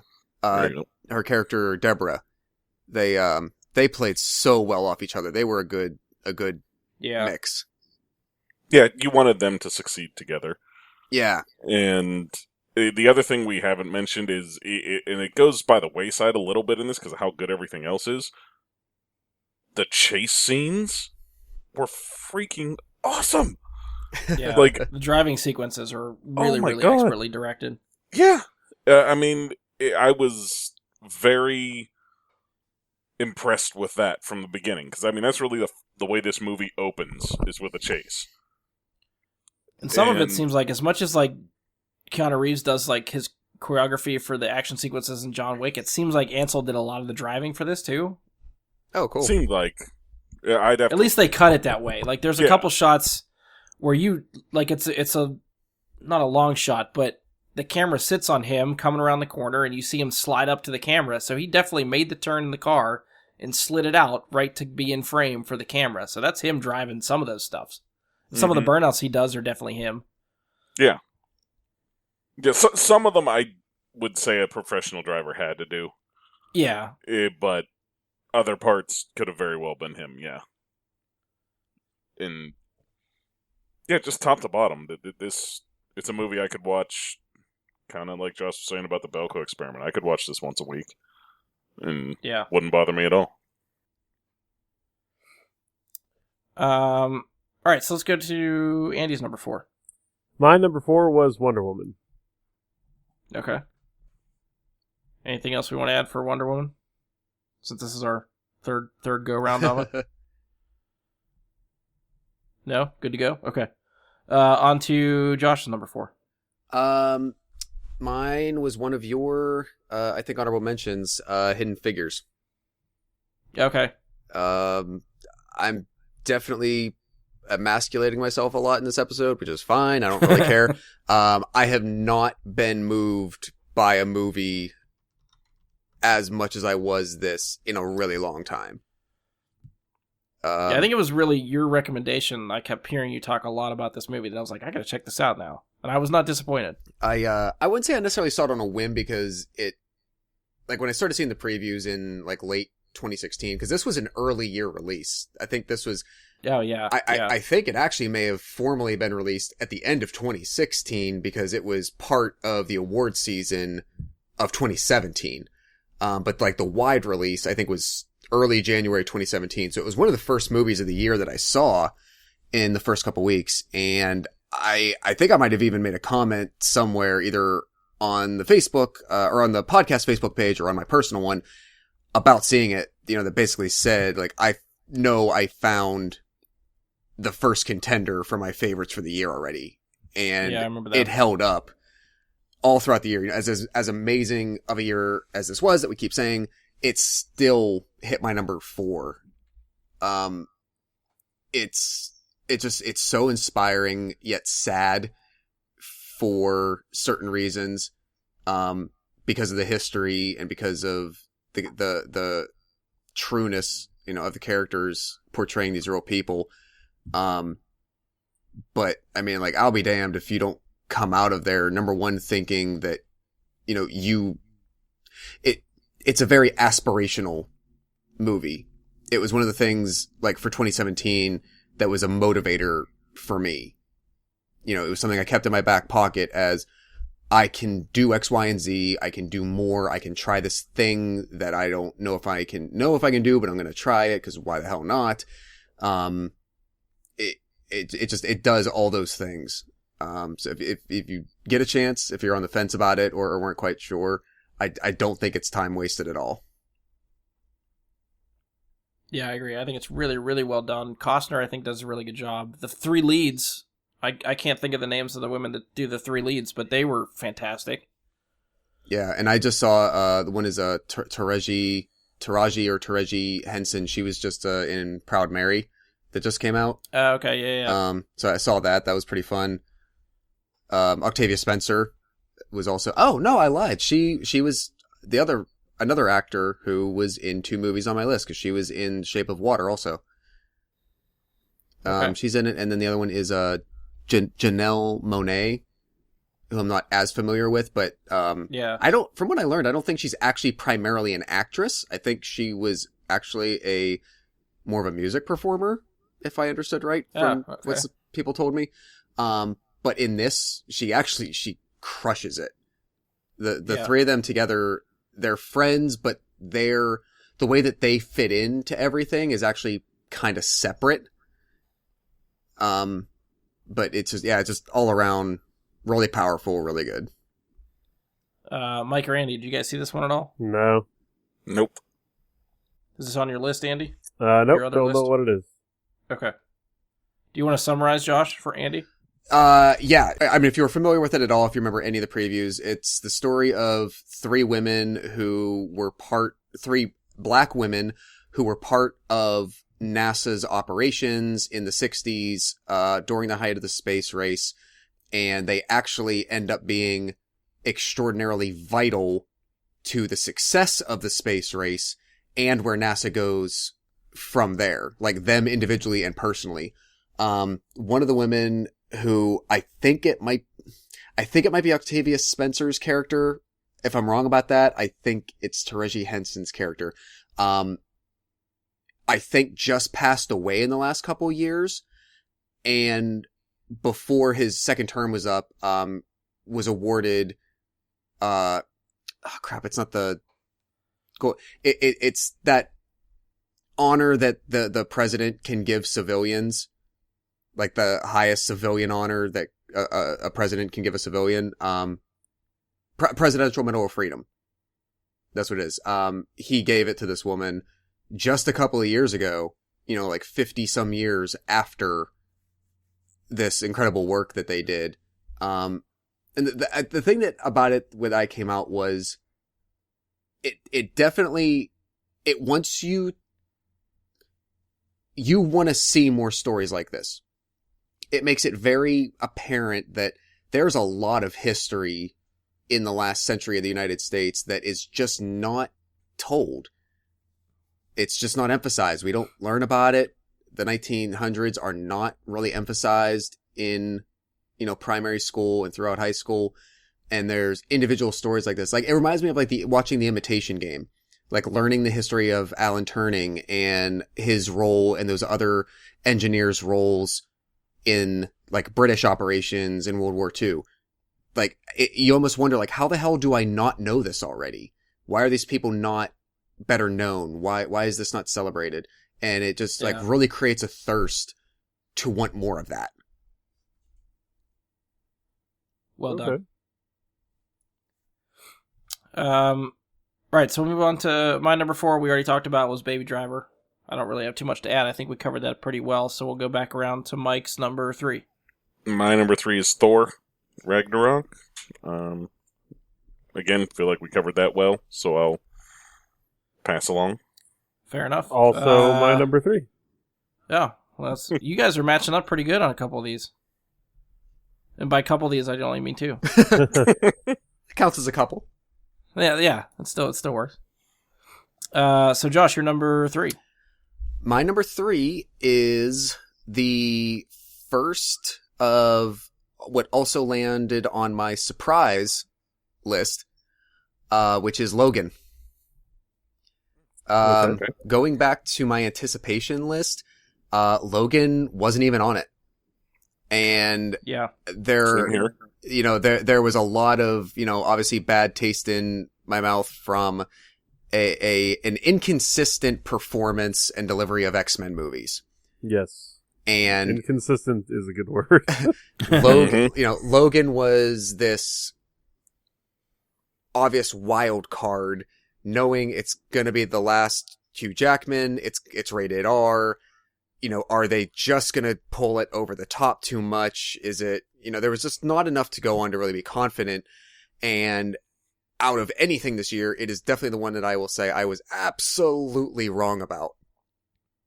It was everything that, you know, I don't want to say even like a comic book movie, but it was like everything that a movie could be. You know, it really, a lot of parallels and comparisons I think were made to The Dark Knight with it, in how grounded it was and how earnest it was, like, set in reality. You know, treat it 100% like it's real. Is there a guy with a metal skeleton with these metal claws and, you know, another guy that can read minds and potentially, you know, accidentally kill people from, you know, thousands of miles away? Yes. If you assume that, treat that as real and go. And Yeah, without that context, it really would fall flat. right? And it's sort of like with The Dark Knight, right? If we just assume it's real, just assume it's real, and make what it would be if it was real. That's what Logan did. And it was just everything about it, just absolutely well done. I can't disagree at all. Logan appears higher on my list. As it does mine. I agree also. So, I think there's not enough I could say about how surprised I was with this movie as well. I think if we look back to old podcasts at that time before we saw this, I probably said some very poor things coming out of Apocalypse towards this movie. And now it just top to bottom, they killed it here. The relationship between Logan and X-23 was entirely unique in so many ways for what movies have told before. And I feel like, you know, yeah, they've told the man with the little girl and stuff before. We've all seen The Professional, but it was entirely different because he didn't speak Spanish, and you know, like, they couldn't really communicate, but they touched into the character, and they touched into something that you didn't really expect in that primal ability to communicate that would be present between them within the comics that somehow still just managed to translate on screen so damn well. And just everything. Yeah, like, I enjoyed the hell out of it. But I'm sure Andy, Brian. Go ahead, Andy. I mean, that was the most fun I think I've had in the movies in quite a few years. Seeing Logan. And, That's a good review. I have not seen it a second time yet, but I can't imagine it doesn't still hold up very well. It was one I was hesitant to watch again. because of how heavy it was for a superhero movie. Yeah. Once I watched it a second time, I wanted to watch it a third time. I wanted to watch it a fourth time. Okay, that's it just kinda- took getting over that hump. Yeah, to the I was. second viewing. I've been hesitant to watch it again because I liked it so fucking much when I saw it the first time that I've been like, maybe I was wrong. You know, just like this little part of me is like, maybe I won't like it as much the second time. But Yeah, I agree with all that. I honestly, if even as heavy as it is, I feel like if I have to choose any of the X-Men movies to watch, this is the one I'm going to gravitate towards and want to put in. yeah, Oh, I There's agree, just 100% on that. Something about it. They just nailed it so perfectly. It's a great end cap for Hugh Jackman. Regardless of what they do with Wolverine in the future, this is the greatest way for him to have his last movie go. If nothing else, if they crapped the bed on every aspect of this movie except the last shot where she turns that cross down to an X, I'm done. That's it. It's absolutely fine. I will be completely honest when I say this year, there was 3 moments in movies that actually caught me in the theater and had me like fight back a tear. That was the strongest one of the 3. The other was just like that initial moment at Spider-Man Homecoming when the Marvel thing comes on and they actually play the Spider-Man song. That got me a little bit because it was just like, it's been so long we've been waiting for that to happen, where people that give a damn about the character are writing the movie. And the third one is in my number 1, so I'll talk about it then. Building anticipation. There you go. All right, so what were we on? That was Josh's number 3. So, all right, so we're on my number 3. My number 3 might be a little bit lower than some people are expecting, but it's The Last Jedi. It did not make... It's a Star Wars movie that did not make my number 1, which I think is going against every other favorite 2 years list in a that row. I've done. and that was the second No, it's year in a not. row. Yeah, last did year it? Arrival Yeah, was because your the number Arrival beat out. Oh, that's right, that's right. I totally forgot Rogue about One. my list last year. Yes. Yeah, again, there's nothing really bad I can say about this movie. I think Mike and I covered it. I mean, Andy was there for about half of it, and then we talked way too long after Andy left for the Yeah. review. But yeah, obviously, I loved it. I think there's a lot more to gain with repeat viewings of this movie. Rian Johnson did a lot of different stuff with Star Wars that seems to not be sitting well with a lot of people, and I do think it deserves seeing it at least twice before you really make up your mind. Do not think you hate it after the first time, because I sort of felt that way too. And it took multiple viewings before I accepted what was happening, and they didn't do what I wanted, and they did their own thing, and their own thing is good, and I really like what they did. It takes a lot of left turns, so if you're going into an experience with, I don't know, wanting to be surprised, I think it definitely succeeded that way.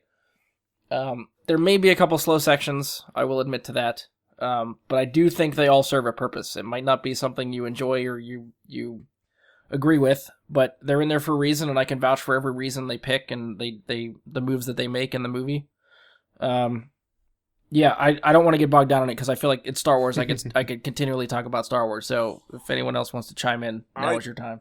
I'll defend the movie briefly, because there is a lot of hate for it out there for, it seems like very unfounded reasons to me. Most of it is people wanted answers and answers and answers in the middle movie of a trilogy. Well, they got some answers. It's just answers they don't like. So well, then there's that's also a problem. there's answers they don't like. There's answers they didn't get, and there's a lot to it. But it's the middle movie of a trilogy. So the point I'm getting at is the answers you're not getting, you might get later. So we didn't get an answer on certain things, but how long did it take to get answers on who people were from the first movie, or from the original trilogy?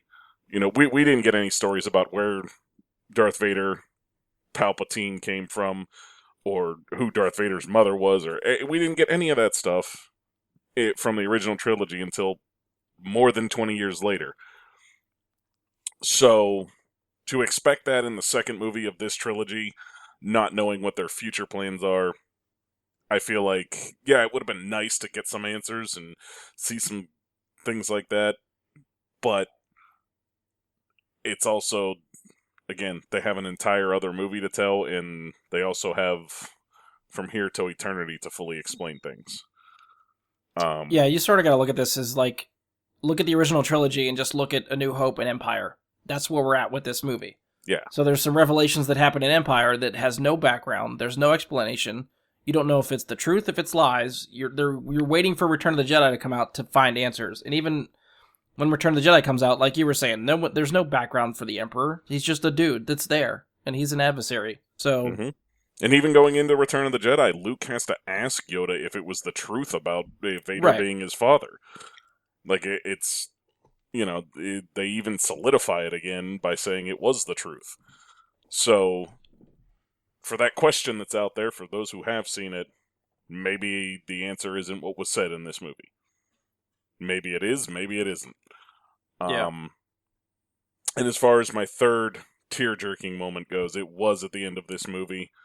For those who have seen it, it involves Luke in a pretty cool twist. We'll say it at that. Yeah, that's good. I'll let that slide. Josh, I don't know if we ever actually talked about it. What you thought of Last Jedi? I'm assuming it didn't make your list. It did not, but not because I didn't like it. I mean, last year Rogue One made my list. I think it was like number 7 or 8 or something. So I can't enjoy them enough. For the record, number 7 was a 7. So like the thing is, I am on board with a lot of what you said too. Was they weren't afraid to make a lot of left turns. Obviously, it's not just Rian Johnson writing a script, making a movie. He writes a story outline. 58 people give their input and have to approve it before it moves forward. Then he writes a draft script, and then 700 people read it and give notes and tell him, things you have to change, etc., etc. Point being, there were a lot of people who had to sign off on the end product so many times along the way that it wasn't just one person's choice. So enough people liked the ideas being put forward that they wanted that to be the thing that got presented.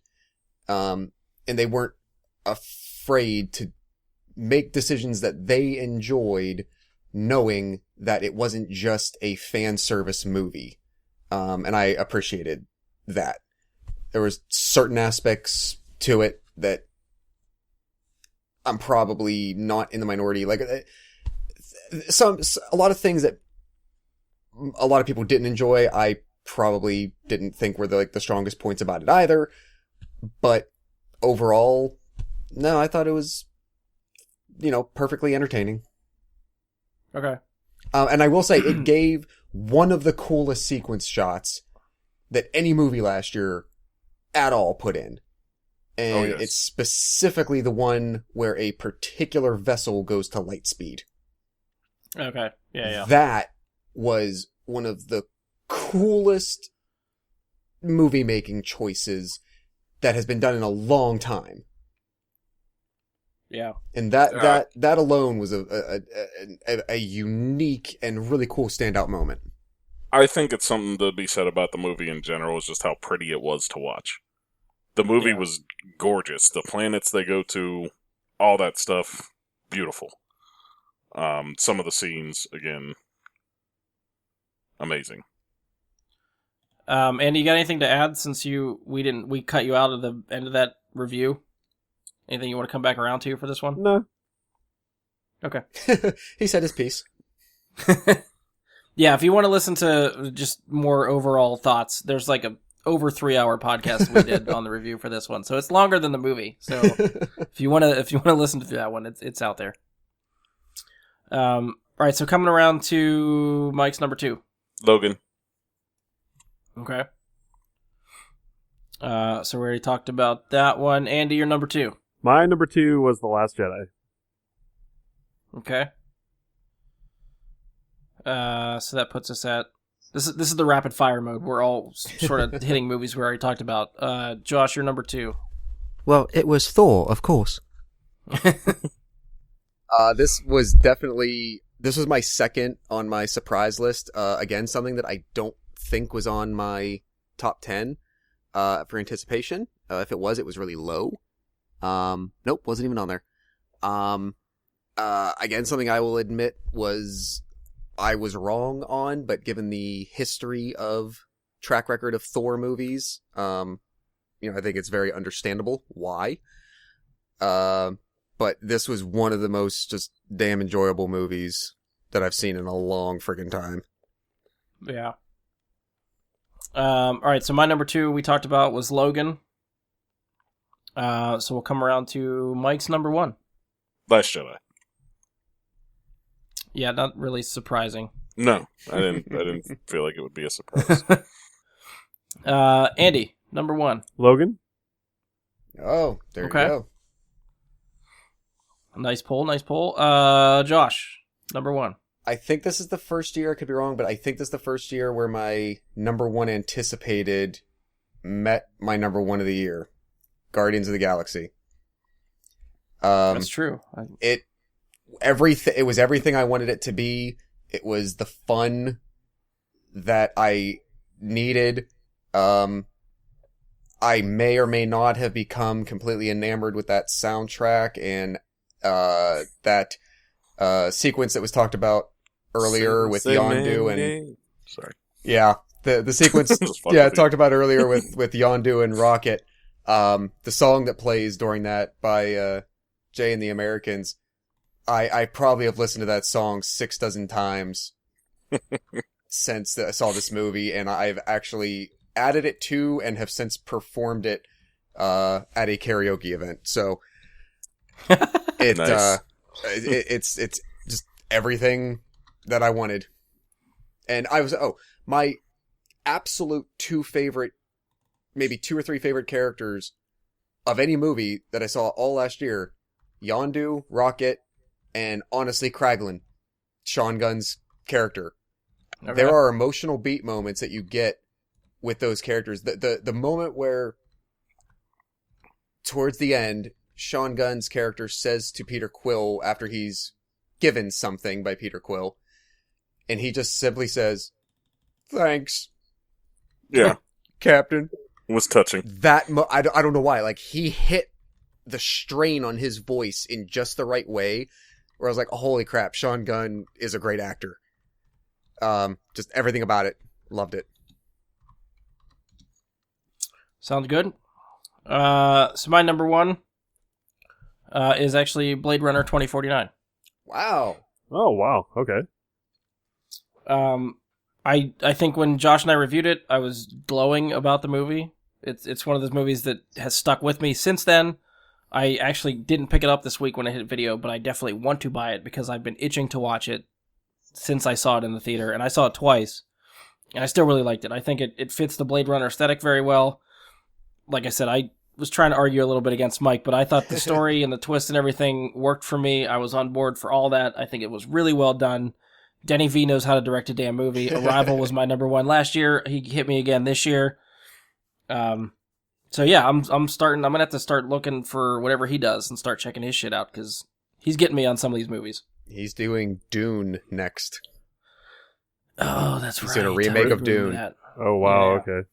And I just heard from another show recently, he turned down, apparently, he was offered the next James Bond movie and turned it down to make Dune.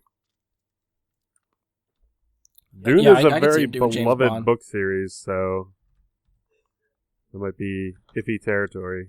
Yeah, and Yeah. it could go, a good way, or it could go a bad way, like The Dark Tower. Right. It could be the wrong step for that thing, but I don't know. Well, I feel like a lot of people said the same thing about Blade Runner too. Like nobody wanted to tackle Blade Runner, and Yeah. I think the only reason he did it is because he didn't want someone else to fuck it up. That's And I think he nailed it. That's I a think good reason. He did a really good job. All right, so I know we got to cut Andy loose because we went a lot longer than I expected us to. So Andy, let's get to your last couple lists. You have disappointments, and surprises. You want to hit us with any? I was surprised by my like of Boss Baby with Alec Baldwin. Like, who expected to like that? okay.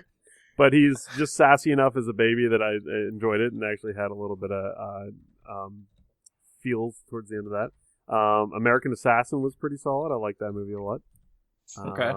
Didn't make the list though. And then I have a list called the bad ones, the ones that I didn't like. The Circle was fucking terrible. The Mummy, for something that was supposed to spin this whole dark universe thing, I thought it fell excruciatingly flat.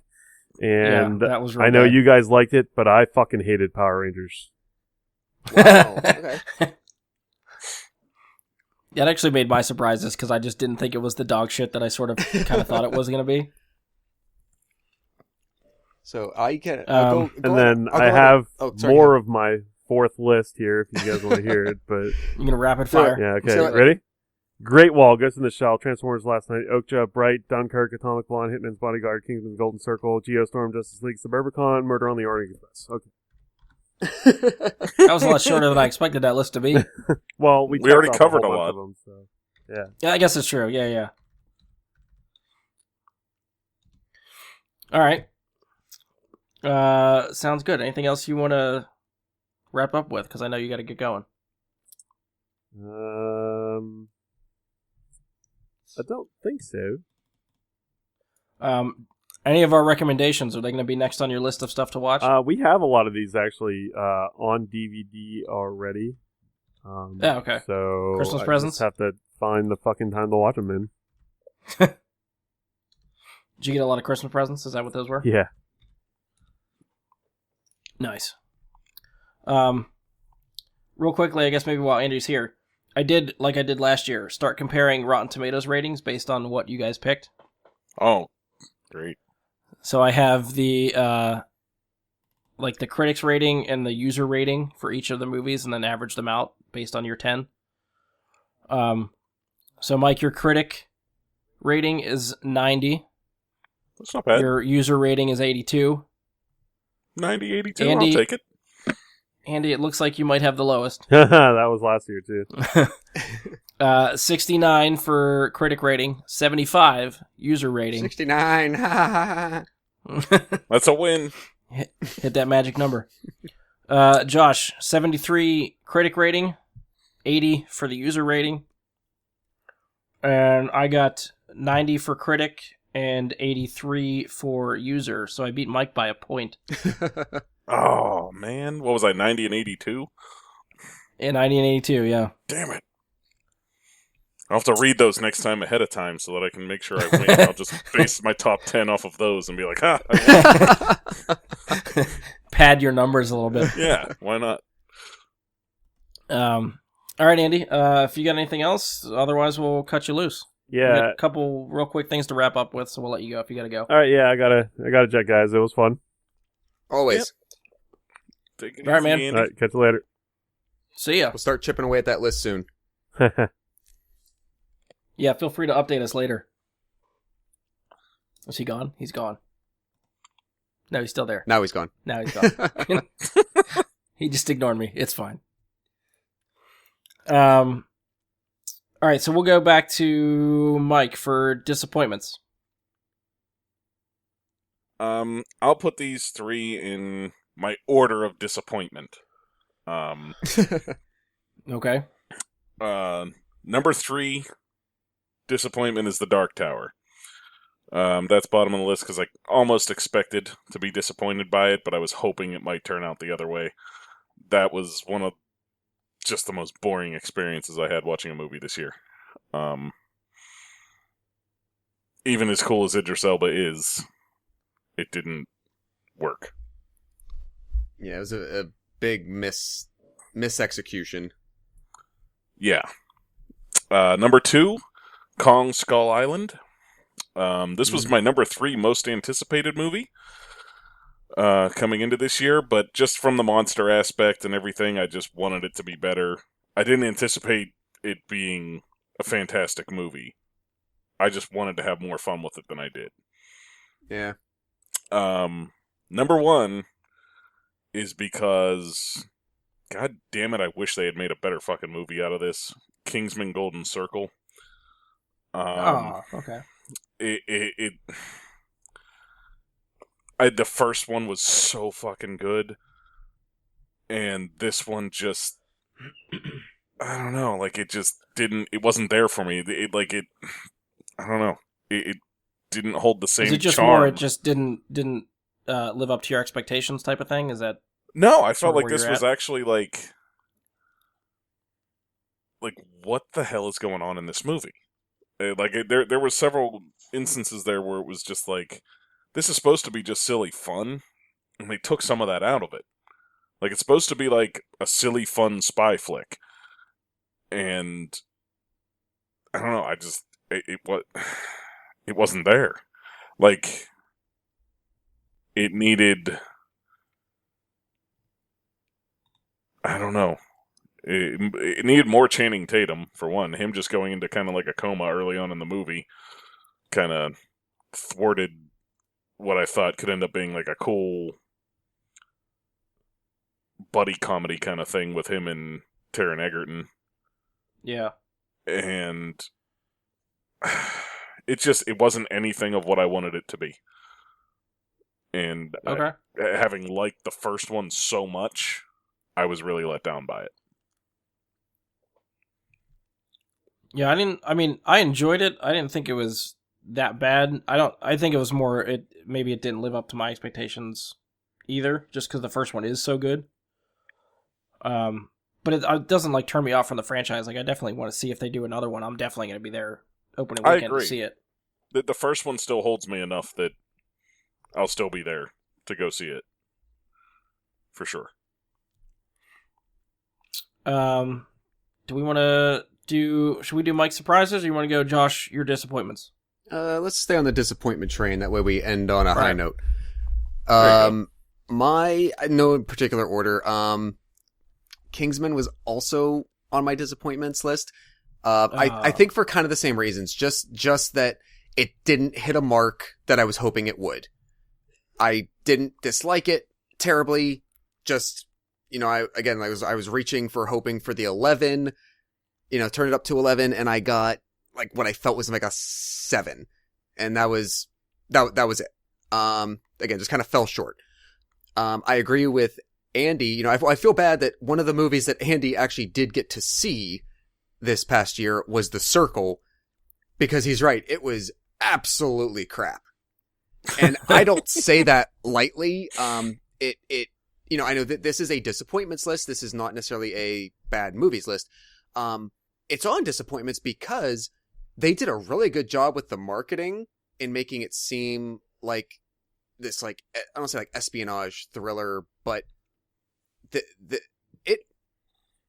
it looked way, way, way, way, way better than the end result. If you didn't get around to it, you're not really missing anything. Like, by the end, you're like, oh, so they really kind of took an idea and used about 20% of it, and then just had other things happening for the other hour and a half, and now the movie's over. Okay. It really, you don't have to, I don't know. Yeah. Don't have to. You guys are turning me off for this. I think I put it in my Amazon queue because I think it's on Prime to watch, and I was like, oh, I'll check this out. Now I don't know if I want to. If you're not paying for it, go ahead. Really. Knock yourself but out. Yeah, it's one that I may have paid a movie ticket for. I happen to be able to see it for free. If I had paid for it, I would have been angry. But yeah, it just really, really fell flat. My last is, unfortunate to report, is Alien Covenant. As far as Alien movies go, again, I think it was one that the previews were designed in such a way that made it look like it was something that it wasn't. The emphasis on, or I say the lack of emphasis on, aliens.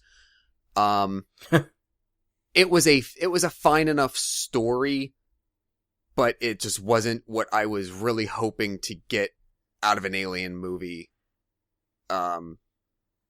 Yeah, I'll just leave it at that.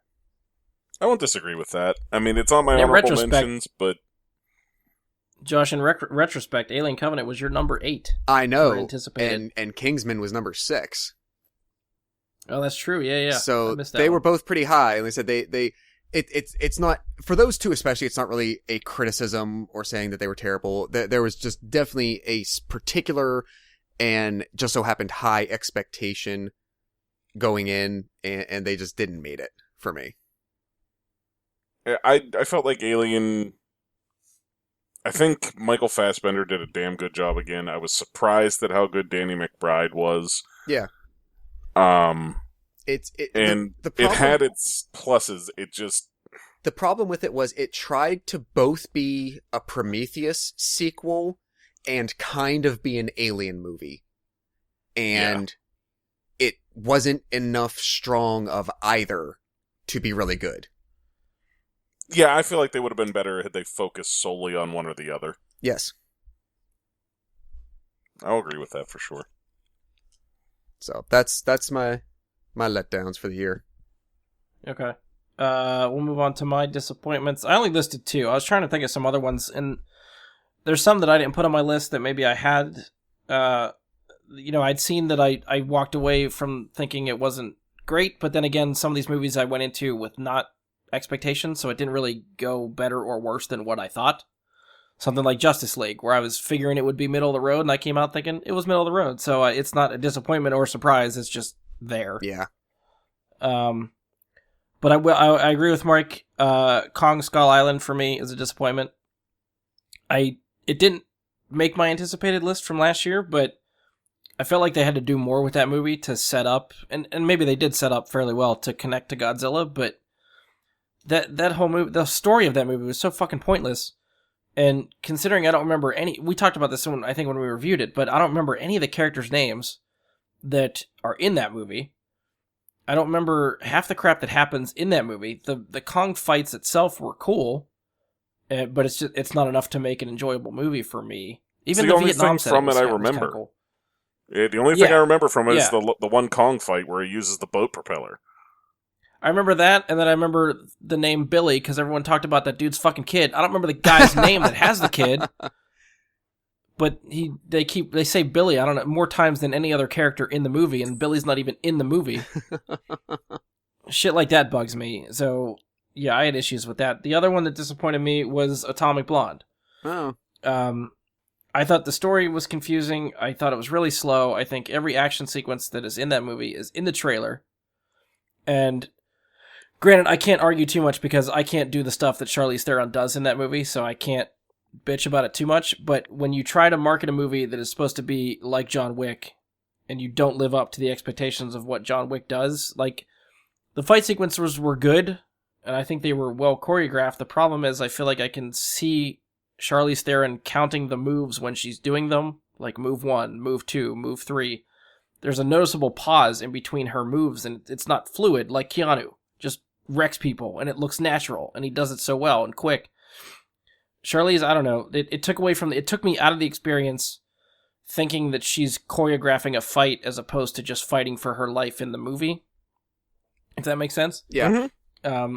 So I had to dock it for that, and again, I thought James McAvoy, I think, was cool. I liked his character and what he was doing in that movie, because I didn't know which side he was falling on, and he was kind of crazy and shit, but well, I think in that... I guess, like, acting-wise, it was okay, but... Sorry, Mike, I keep cutting you off. No, I was just going to say that I think part of it, for me, that I felt was so good was the double twist ending. We don't spoil, I get that, but it is a double twist ending. I'm not going to say what the twists are, but it's a double twist at the ending. And, they lead you through the whole movie to be wondering who's playing what sides. And they manage to actually surprise you twice at the end of the movie. At least me. Yeah, I don't know. That managed to surprise me twice. Like, I get that, but instead of being like, oh my god, that's so awesome, I was just like, what? And, okay, fair.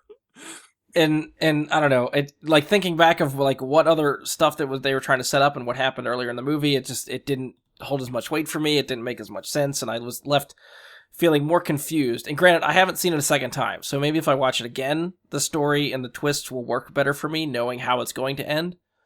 But after the first viewing, I had no inkling or urge to go back and watch it again and try to figure it out. I was just like, meh. So, yeah.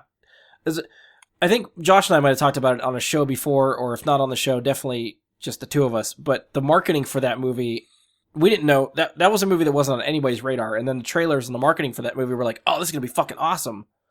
So suddenly it sets a bar for me, and I have expectations, and to me, it just didn't live up to those expectations. So it hit my its hype was definitely higher than the quality. Yeah. It was definitely a big hype, but I felt like I still had a hell of a lot of fun watching it. Yeah. So Fair enough. Brian, since you only gave 2, I'm going to use your third slot to also put Kong theirs as well for the same reasons. So it's going to be funny when we get to Matt and Mike's list because both of them have Kong in their list. Oh, jeez.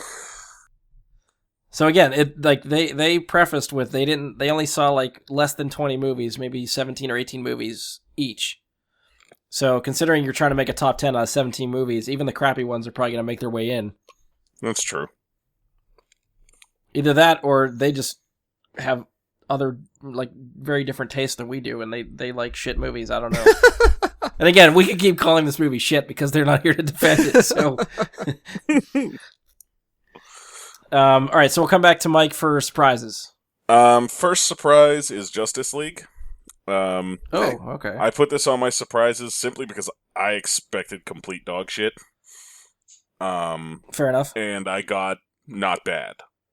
I came out of that saying I thought this was going to be a lot worse than this. And I still had enjoyed watching it. It's still a movie I'm going to rewatch. I feel like it's something I will watch a few times and still enjoy that. Yeah. And I expected it to be something that I would just kind of cast aside and not really care about its existence after seeing it the first time. So, quick question, because it's starting to, I feel like, get some momentum online, whether or not it actually comes of it or not. But, considering Snyder left this movie and Joss took over, and there are noticeable changes to this movie, do you want to see a Zack Snyder cut? Or are you satisfied with the end product? Do I want to see it for the cringeworthiness of seeing what... Like, I would be shocked if Joss Whedon came in and made it worse. Okay. I mean, I'm not saying specifically him. I just feel like I feel like there might be story elements that Snyder was setting up between the first 2 movies he did that he wanted to cap off in this movie that he never got a chance to do, and the story completely changed from what was originally there. And I know there's online petitions to see the Snyder Cut, which we'll probably never get because I don't see them releasing that. But I don't see why they wouldn't. Why not? Well, I don't know how much because it would undercut their own credibility of the product that they chose to put out. If they just give in to fan demands every time somebody doesn't like something and they want an alternate cut, I don't know. Extended cut is one thing. A completely other cut. Well, yeah. But if that's the cut that isn't considered "quote unquote" canon for this universe they're setting up, is it worth putting it out there? It may not come with the initial release of the Blu-ray, but when their franchise fails and falls flat on its face in the next few years, because that's coming,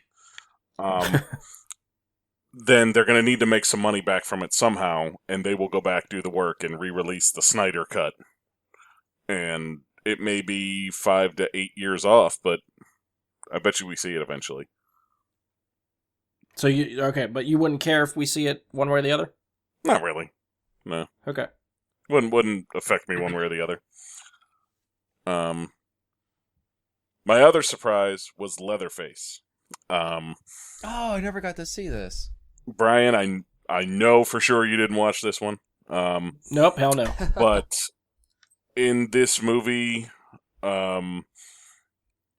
honestly, it's if you take it for what it is, Sam Strike does a fantastic job in the lead role. And the rest of the characters, like Steven Dorff is perfect in the role that he plays. And the other, the woman from The Conjuring, it plays the mother. I don't know her name. Tessa Farmiga? No. The woman that's the mother in The Conjuring, not the woman. Not Vera gotcha. Farmiga. Lily something or Vera something Farmiga. like that. Yeah. I'm thinking of her daughter anyway, so I have the wrong person. But yeah, I know who you're talking about now. Well, she plays the mother, and essentially it's for those that don't know, this is the origin story of where Leatherface comes from. This is how he becomes Leatherface.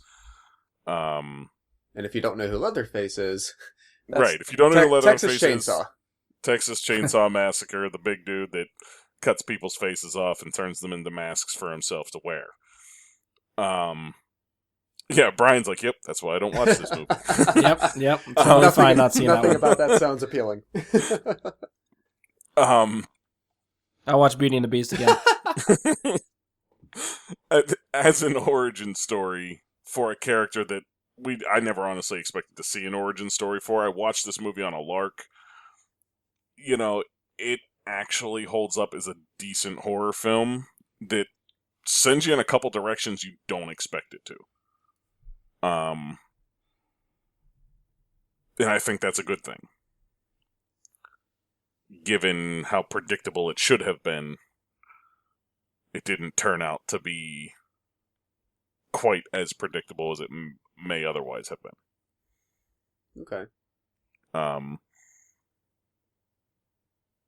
Yeah, I definitely recommend seeing this one. If you're into horror movies, check this one out.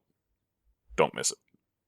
Yeah, we had wanted to, but it was like limited release for theaters. It wasn't around very long, and so we did not get to it. But I think we will what eventually. I did was I watched it at home, and it was like an IFC pay-per-view thing where it was like, instead of being like the normal $4, it was like $8 Okay. or something like that. So I was able to swing that one.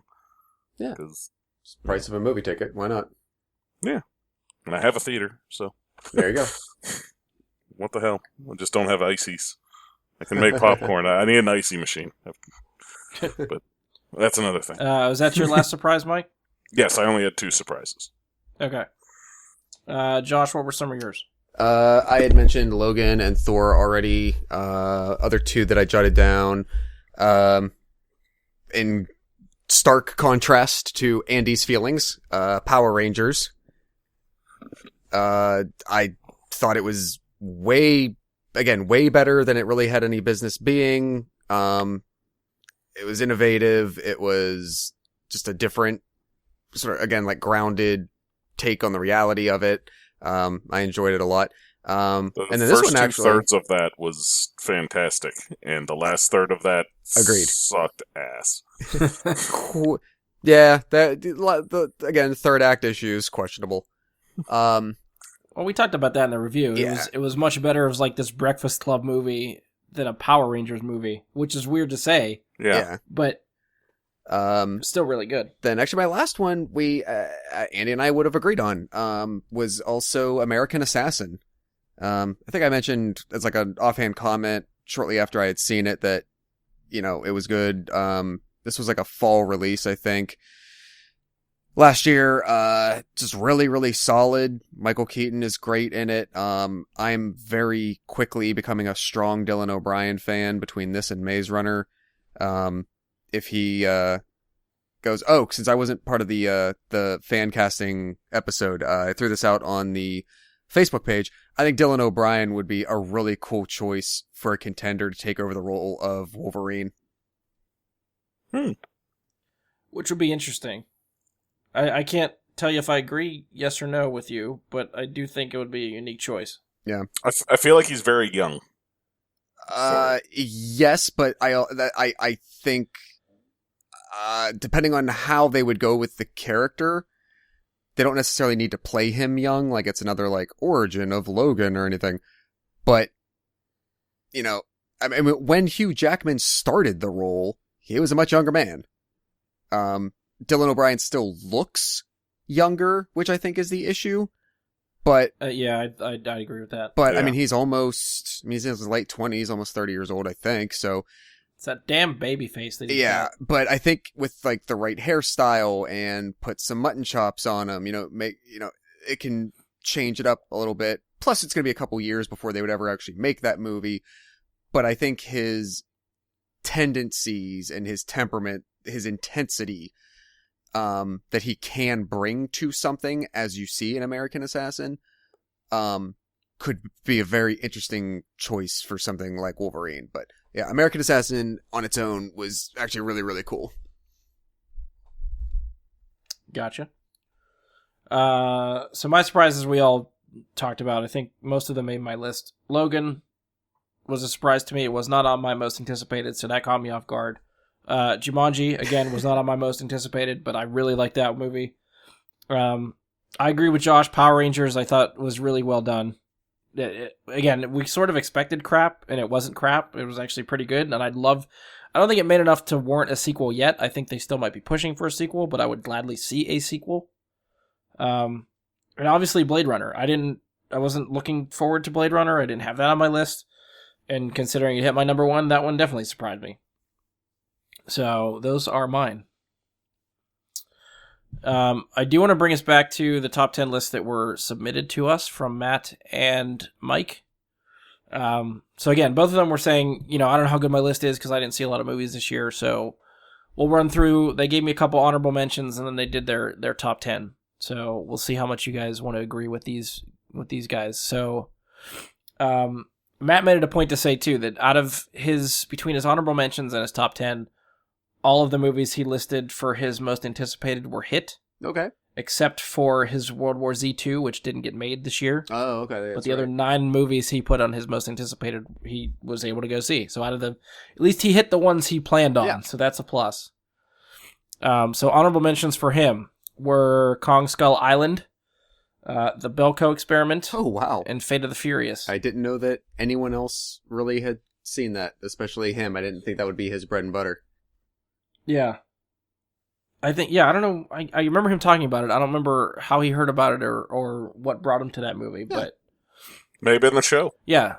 It could be. Maybe Josh was hyping it up for reviews. Him. Yeah. All right, so his number 10 was Logan. Number 9 was Jumanji. Okay. 8, Baby Driver. 7, Patriots Day. I remember he had that pretty high on his, or he was really... That was his number 6 for anticipated. Yeah, so it hit he the same was spot. really into that. 6 was Wonder Woman. 5, John Wick 2. 4, Guardians 2. Nice. 3, Kingsman Golden Circle. Okay. 2, Thor Ragnarok. And 1 was Spider-Man Homecoming. Oh, wow. Okay. That's 2 lists with no Star Wars. Yeah. Well, Matt, I will defend, is not a very big Star Wars fan. Okay. So, I wouldn't bet on that showing up on his list, so I'm not surprised it didn't. I am a little surprised Spider-Man got as high as it did. I guess maybe I didn't realize he was that big of a Spider-Man fan.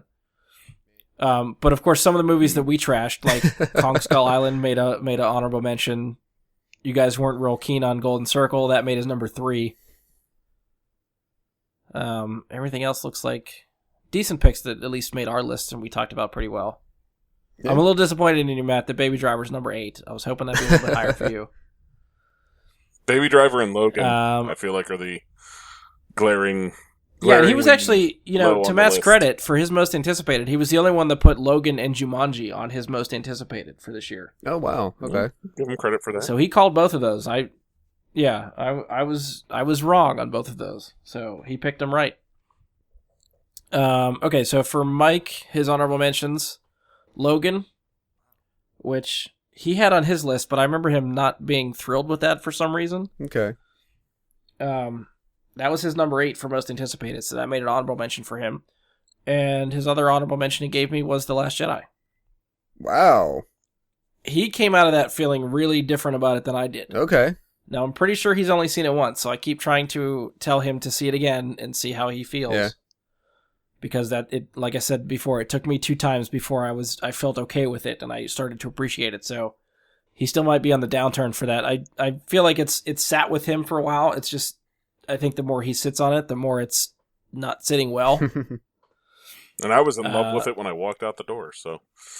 Yeah, so I don't know whether that'll come around in years to come. We'll see. So his number 10 is Pirates, Dead Men Tell No Tales. Okay. Number 9, Hitman's Bodyguard. I've not seen that. It was okay. That was funny. Yeah, I liked the interplay with Ryan Reynolds and Sam Jackson. Plot's a little weird and predictable. I anticipated it being funny with those two doing the buddy comedy thing. Yeah. Don't expect much from the story, but the comedy's funny. Yeah. Okay. 8 for him, Kong Skull Island. 7, John Wick 2. 6 is Kingsman Golden Circle. 5 is Wonder Woman. 4 is Guardians 2. Yes. 3 is Baby Driver. There you go. Okay. 2, Thor Ragnarok. And obviously for Mike, Yeah. number 1 is Spider-Man Homecoming. I knew that. So between the two of them, between Mike and Matt, their top 4, they have 3 of the same movies. Wow. Guardians 2 is both of their number 4s. Thor is both of their number 2s, and Spider-Man is both of their number 1s. Romano at least put Baby Driver higher up there, so props to you for that one. Agreed. Just glancing at last year, or what we did for most anticipated for 2017, one movie that made a couple people's list, well, 3, it made Bradley's list, it made Josh's list, made Romano's list, that we haven't talked about, is Lego Batman. Fuck Lego Batman. Did it just come middle of the road for everybody, or did you guys not like it? Or? Honestly, that was on my disappointments, but I cut it because I only was going to have 3. Okay. I came out of that just... Ugh. I was really disappointed by that one. I had the same reaction that I think Andy did to Spider-Man, which was, Fair enough. Yeah, I remember liking it, but I don't think I've watched it since the theater. I own that's it. true. I just never watched it. Yeah, I haven't seen it since the one time in the theater, and maybe another viewing would change. I think it's it's probably like feel good viewing, but it definitely didn't leave the impression that like the Lego Movie did or anything. Not so at all. Yeah, well, wasn't bad, wasn't good. It's just okay. Josh, you had a couple on your list that you didn't touch on at all. Yeah, but I mean, some of them I as we were going through, I realized that, especially like as high as like Underworld was. Underworld was number 2 for you. It was, and I still liked it. Underworld, in some regards, has had diminishing returns since like the second movie. The first 2 I can watch anytime, anywhere. Absolutely love them. I still enjoy them. I'm still like whenever they make the last one, because this one in 2017, Blood Wars, definitely set up another movie, and it could provide like complete closure of the story, and like it was the final chapter. That's fine. If they ever get around to making it, it will be on my anticipated list again. I enjoy the hell out of them while I'm watching them. But it was again one of those like, meh. Like, I know for me, I happen to enjoy them, but there's just not great movies anymore. So yeah, I mean, it's just like my guilty pleasure anymore. And as far as something to look forward to, that's why it's high on anticipation. But when I compare to everything else that I saw, and especially in such a heavy year, as we've said the whole time, it just didn't cut the mustard. So even if they do another one, it could be top 3 for you for anticipating? Probably. Okay. Yeah. So yeah, I'm just trying to glance at lists to see if there's anything else I to have pick out. one from the list I discussed before the show. And it actually applies completely. Okay. And it's the only one that was on that list that is still technically on that list.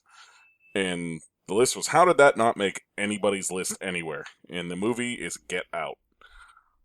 Yeah. I thought for sure that was going to make Josh's list. Somebody bringing that one up. I toyed with it on my honorable mentions. I didn't go as head over heels for it as a lot of audiences did, just coming at it from like the creative basis of it. I applaud. and it was different, and I, it gets props for all that. I've seen too many horror movies. I've seen too many thrillers. I've seen there was. I think a lot of there the was acclaim something came missing from people from it. that. I think a lot of the acclaim came from people that don't watch a lot of horror. Agreed. Because I feel like I have seen that exact same horror movie at least a dozen times without the black-white scenario. Right, and that's the thing. And that's why I wasn't impressed. For the things that it pushed, it did it well. But as an overall movie, it didn't do as much as I think people who are used to the genre can compare it to. So, yeah, it just didn't do as much for me as I think, as the way other people talk about it. For the particular things that they celebrate about it, yes, I agree. But for the other things that they hold it up for, I think that very much comes from an audience not used to that genre. Yeah, there was no suspense or horror in that for me at all. Like, it was just... I mean, Jordan Peele did a good job in directing. He made a cool movie. And he did well with the suspense. He did well with the certain things. It's just the same suspense I've seen 100 times. Exactly. That's the issue. Yeah. With calling it such a great movie. It's not that I don't think it's a bad movie. Yeah. It's just all that high praise that it got, the crazy high praise, I feel like was from outside the genre fans. Agreed.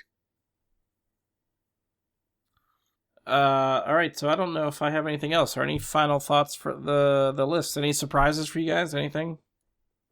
No, I think we've digested quite a bit in 3 hours. Yeah, this went a lot longer than I thought it was going to.